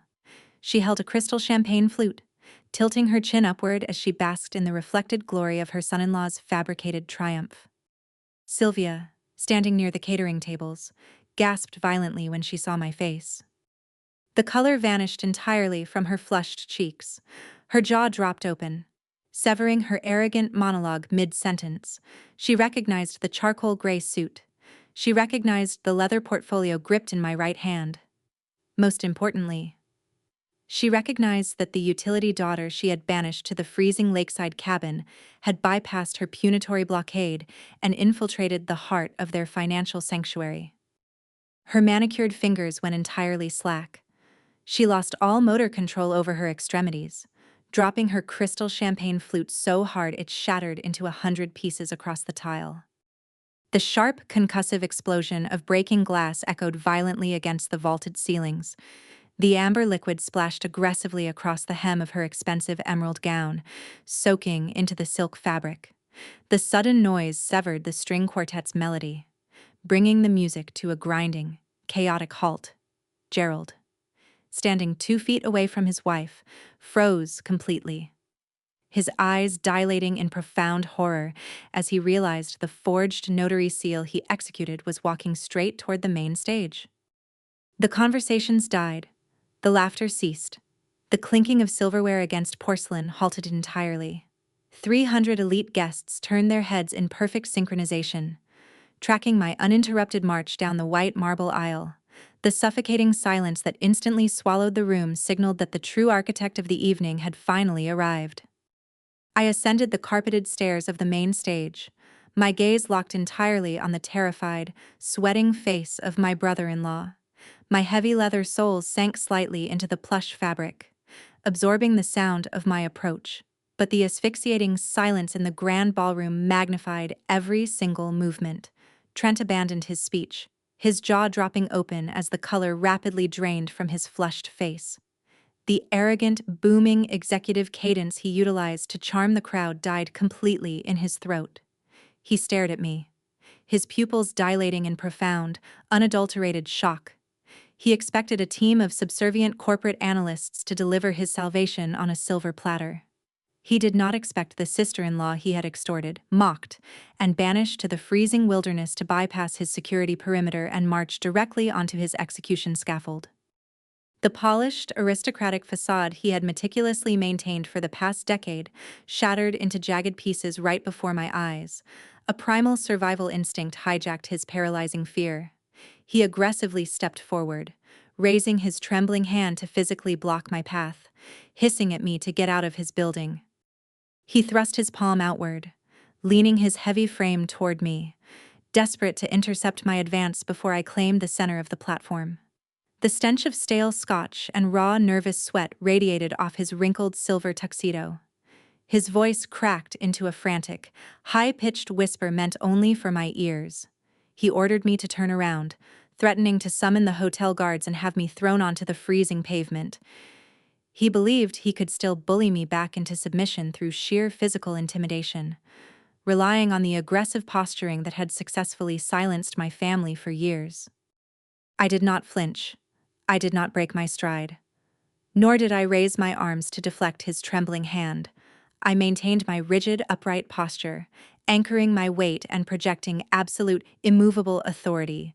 My cold composure stripped the remaining oxygen from his lungs.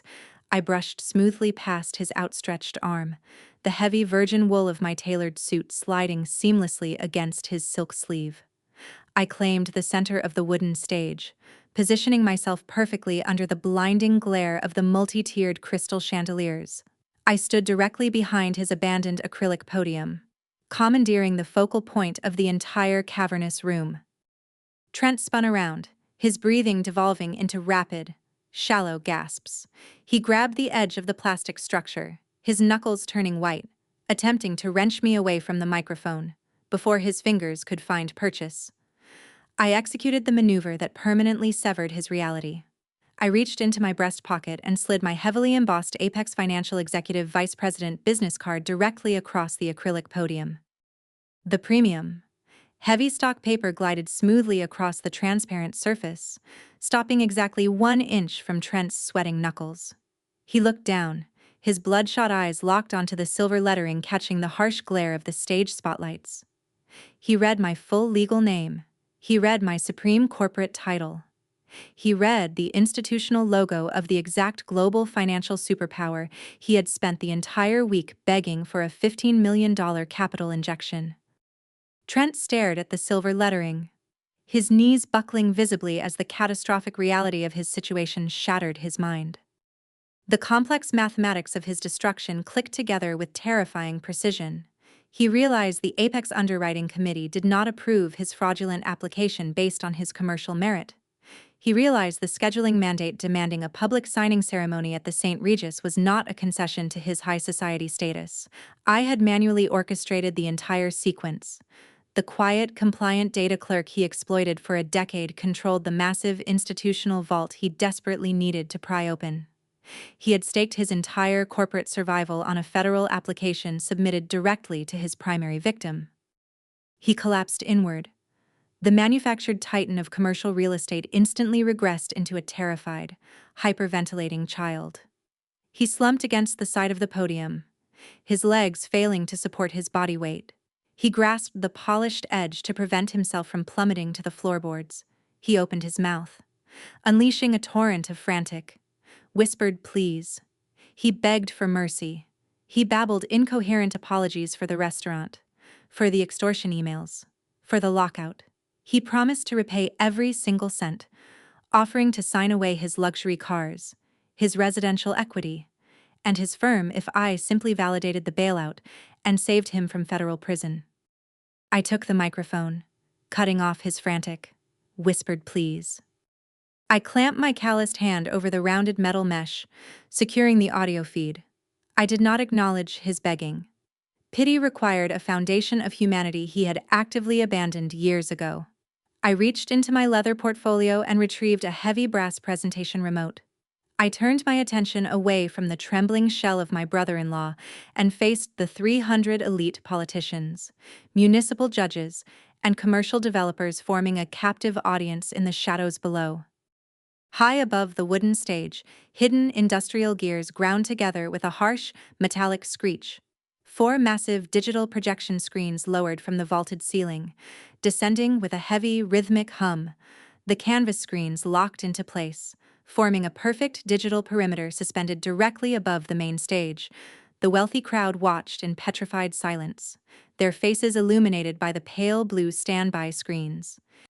With a single click of a brass remote, I projected his heavily redacted, fraudulent, $200,000 loan documents bearing my forged signature onto the massive digital screens suspended above the stage. The high-definition displays flared to life, broadcasting the stark, undeniable evidence of his massive federal wire fraud to the wealthiest investors in the city. The documents dominated the cavernous room, replacing his fictional corporate expansion charts with a verified forensic autopsy. I utilized the brass remote to highlight the specific routing numbers, magnifying the digital paper trail that led directly from a predatory shadow lender into the primary operating account of his failing real estate firm. I isolated the secondary security addendum, projecting the hijacked residential equity Gerald and Sylvia had willingly surrendered to underwrite his criminal enterprise. I pressed the advance button, transitioning the slides to the final signature pages. The massive screens magnified the forged signature executed in Sylvia's looping, sloppy handwriting. Right beside it, glaring in stark black ink, sat the municipal notary seal stamped by my father. The visual evidence laid bare the entire coordinated syndicate. The audience of commercial developers and elite investors squinted under the harsh light, their highly trained legal minds instantly processing the severe federal felonies broadcasted above my head. They recognized the undeniable elements of identity theft, bank fraud, and corporate embezzlement. The room temperature felt as though it had plummeted 20 degrees. The investors actively scrambled backward.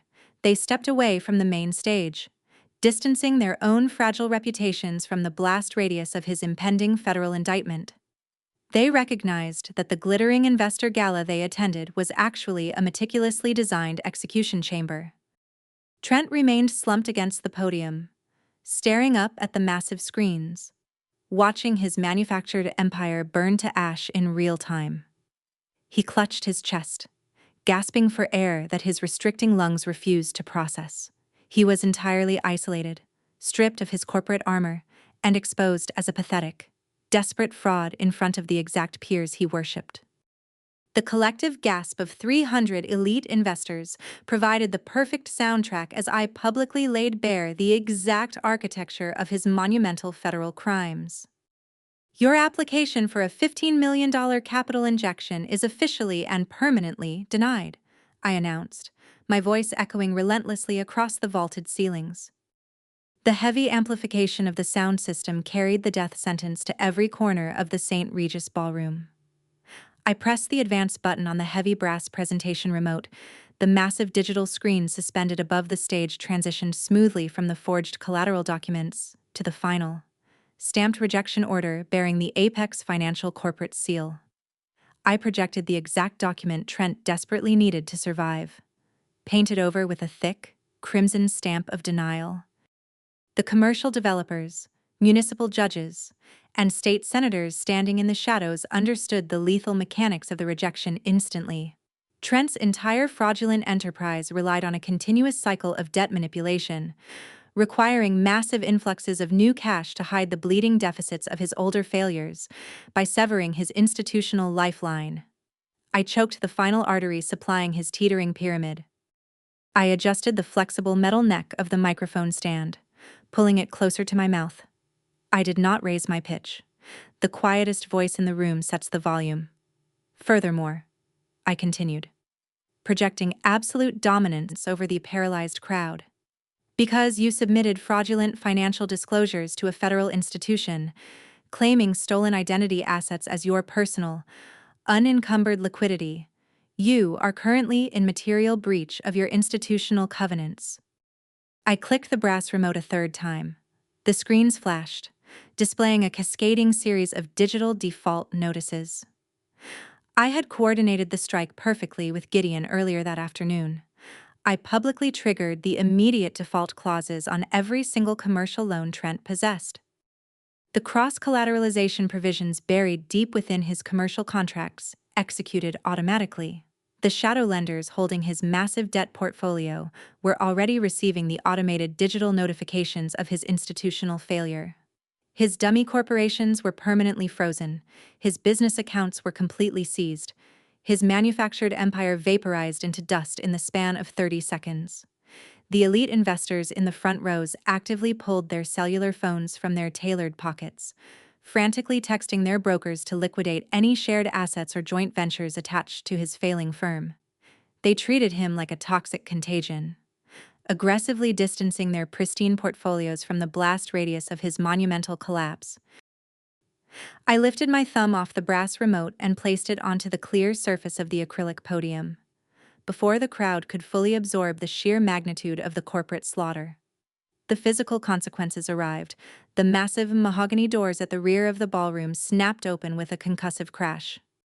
The heavy brass deadbolts shattered, and the thick wooden slabs slammed violently into the surrounding drywall. The sound ruptured the suffocating silence, causing the 300 elite investors to flinch in perfect synchronization. They whipped their heads around, staring at the breached entrance. A tactical unit of heavily armed FBI agents marched directly into the execution chamber. They wore dark windbreakers emblazoned with stark yellow lettering identifying them as the Federal Bureau of Investigation. Their heavy combat boots struck the polished marble floor with a terrifying, synchronized rhythm, entirely shattering the opulent, aristocratic illusion of the investor gala. They bypassed the velvet ropes and the shattered crystal near the catering stations, forming a flawless, tactical wedge as they advanced down the center aisle. The wealthy guests scrambled frantically out of their path. They shoved each other into the shadows, pressing their backs against the silk-lined walls to avoid interfering with the federal raid.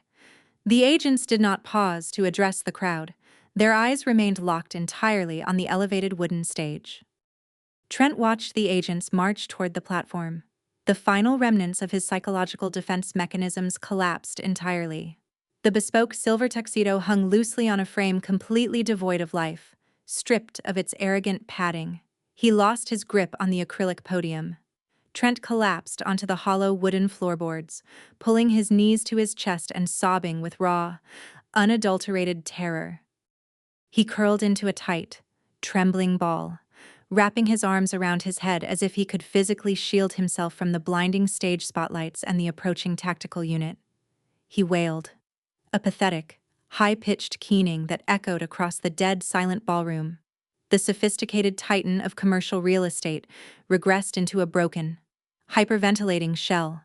He begged for mercy to an empty room, his tears soaking into the carpeted stage, his expensive leather shoes scraping uselessly against the wood. His bladder failed him, spreading a dark stain across the tailored trousers of his silver suit. The absolute, unvarnished degradation of his public surrender cemented the finality of his destruction.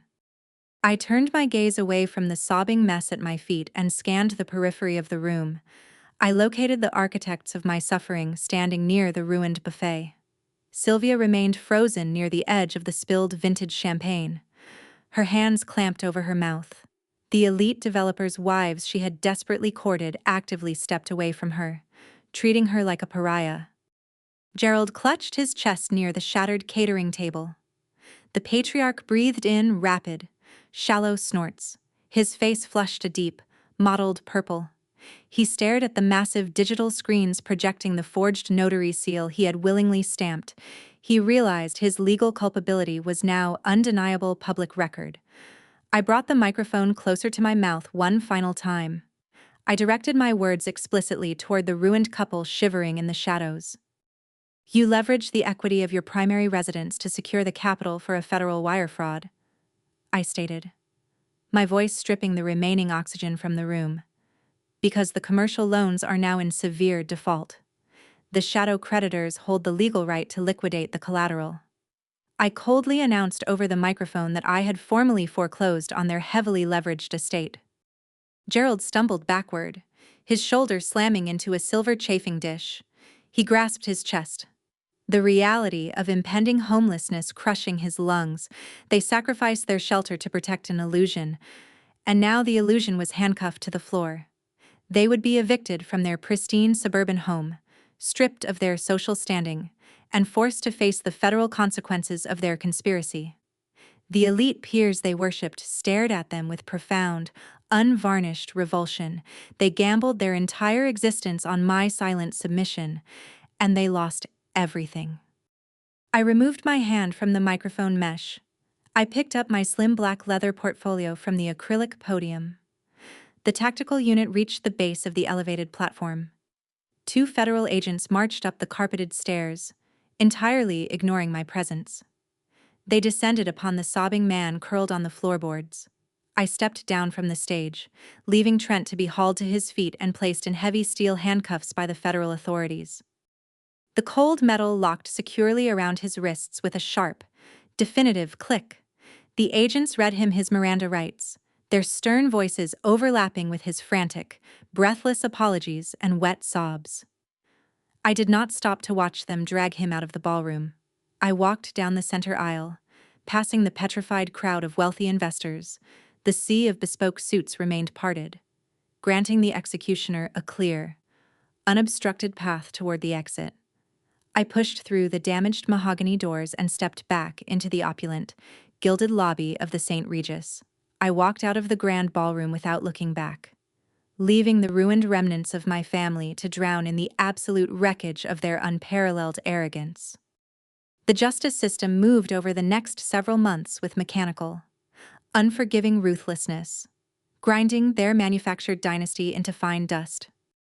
The federal prosecutors utilized the unredacted digital ledgers, the forged municipal deeds, and the high-definition extortion emails to construct an entirely airtight indictment.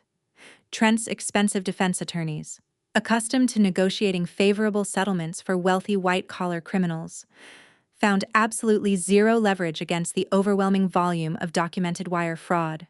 Paralyzed by the sheer magnitude of the evidence, Trent accepted a plea agreement to avoid a prolonged, highly publicized trial. He stood before a federal judge in a sterile municipal courtroom, entirely stripped of his bespoke silver tuxedos, his heavy gold watch, and his manufactured charm. He wore a standard-issue khaki jumpsuit, his wrists and ankles bound in heavy steel chains. Trent accepted a 15-year sentence in a maximum security federal penitentiary, his assets entirely liquidated to form a restitution fund. The judge ordered the immediate, total seizure of his corporate and personal portfolios. The federal authorities auctioned his luxury sports cars, seized his commercial properties, and drained his remaining offshore accounts to repay the defrauded shadow lenders. He walked out of the courtroom in shackles, entering a concrete cell, stripped of his name, and reduced permanently to a federal inmate number. Without the endless pipeline of stolen corporate liquidity to fund her illusions, Valerie's high society existence evaporated overnight. The exclusive country club formally revoked her membership the exact morning the federal raid hit the local newspapers. The elite peers she desperately worshipped blocked her phone number, treating her sudden poverty like a highly contagious disease. The bank repossessed her imported sedan and foreclosed on the sprawling estate, forcing her to abandon her designer furniture, her walk-in closets, and her luxury amenities. Valerie, stripped of her stolen wealth and social standing, was forced to move into a squalid one-bedroom apartment on the industrial outskirts of the city, working a minimum-wage retail job to survive.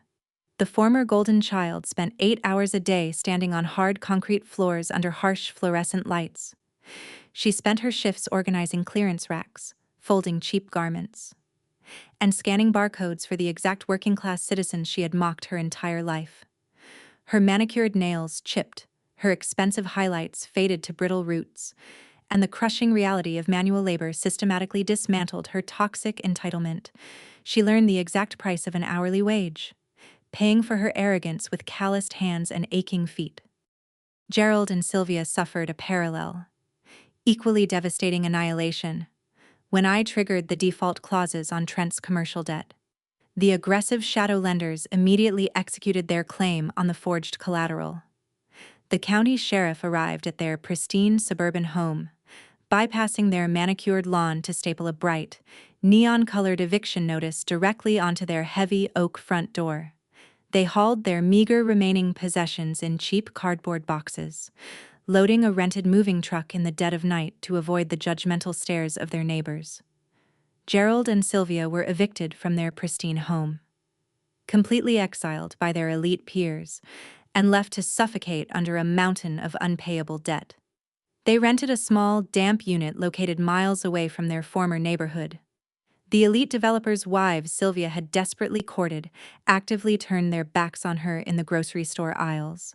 Gerald's notary commission was permanently revoked, and he narrowly avoided auxiliary conspiracy charges by completely cooperating with the federal prosecutors against his own son-in-law. They spent their twilight years trapped in a prison of their own design, staring at the peeling wallpaper of a cramped apartment, entirely abandoned by the golden couple they sacrificed their daughter to protect. 6 months later, the brutal winter melted into a bright, welcoming spring, washing the grime from the city streets. I sat across from Leo at our favorite quiet diner on a bright Saturday morning. The small restaurant smelled of roasted coffee beans, sizzling bacon, and melted butter. Sunlight streamed through the large glass windows, casting a warm, golden glow across the scratched red vinyl booth.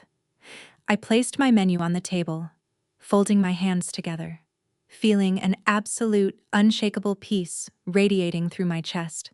The waitress, a kind woman wearing a faded apron, approached our table with a pot of coffee and a warm smile. I watched him order a massive triple stack of pancakes. He did not hesitate. He did not look at me for permission or calculate the monetary cost of his appetite.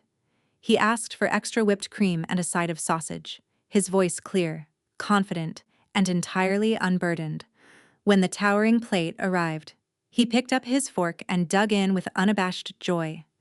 Nobody slid him a breadbasket. Nobody told him he was taking up too much space. I sipped my coffee, watching the syrup pool on his plate, reveling in the sound of his genuine laughter. The oppressive atmospheric pressure that had choked our existence for over a decade was completely eradicated. The ledger was permanently closed, and our peaceful, sunlit future was entirely secure. True power does not require a loud voice or a desperate display of stolen wealth. It simply requires the unbreakable patience to let arrogant people build the walls of their own cages, and the absolute discipline to lock the door. If you believe that a seat at the table is a birthright, not a bill, hit the like button, subscribe for more stories of absolute justice, and share your own experiences in the comments below.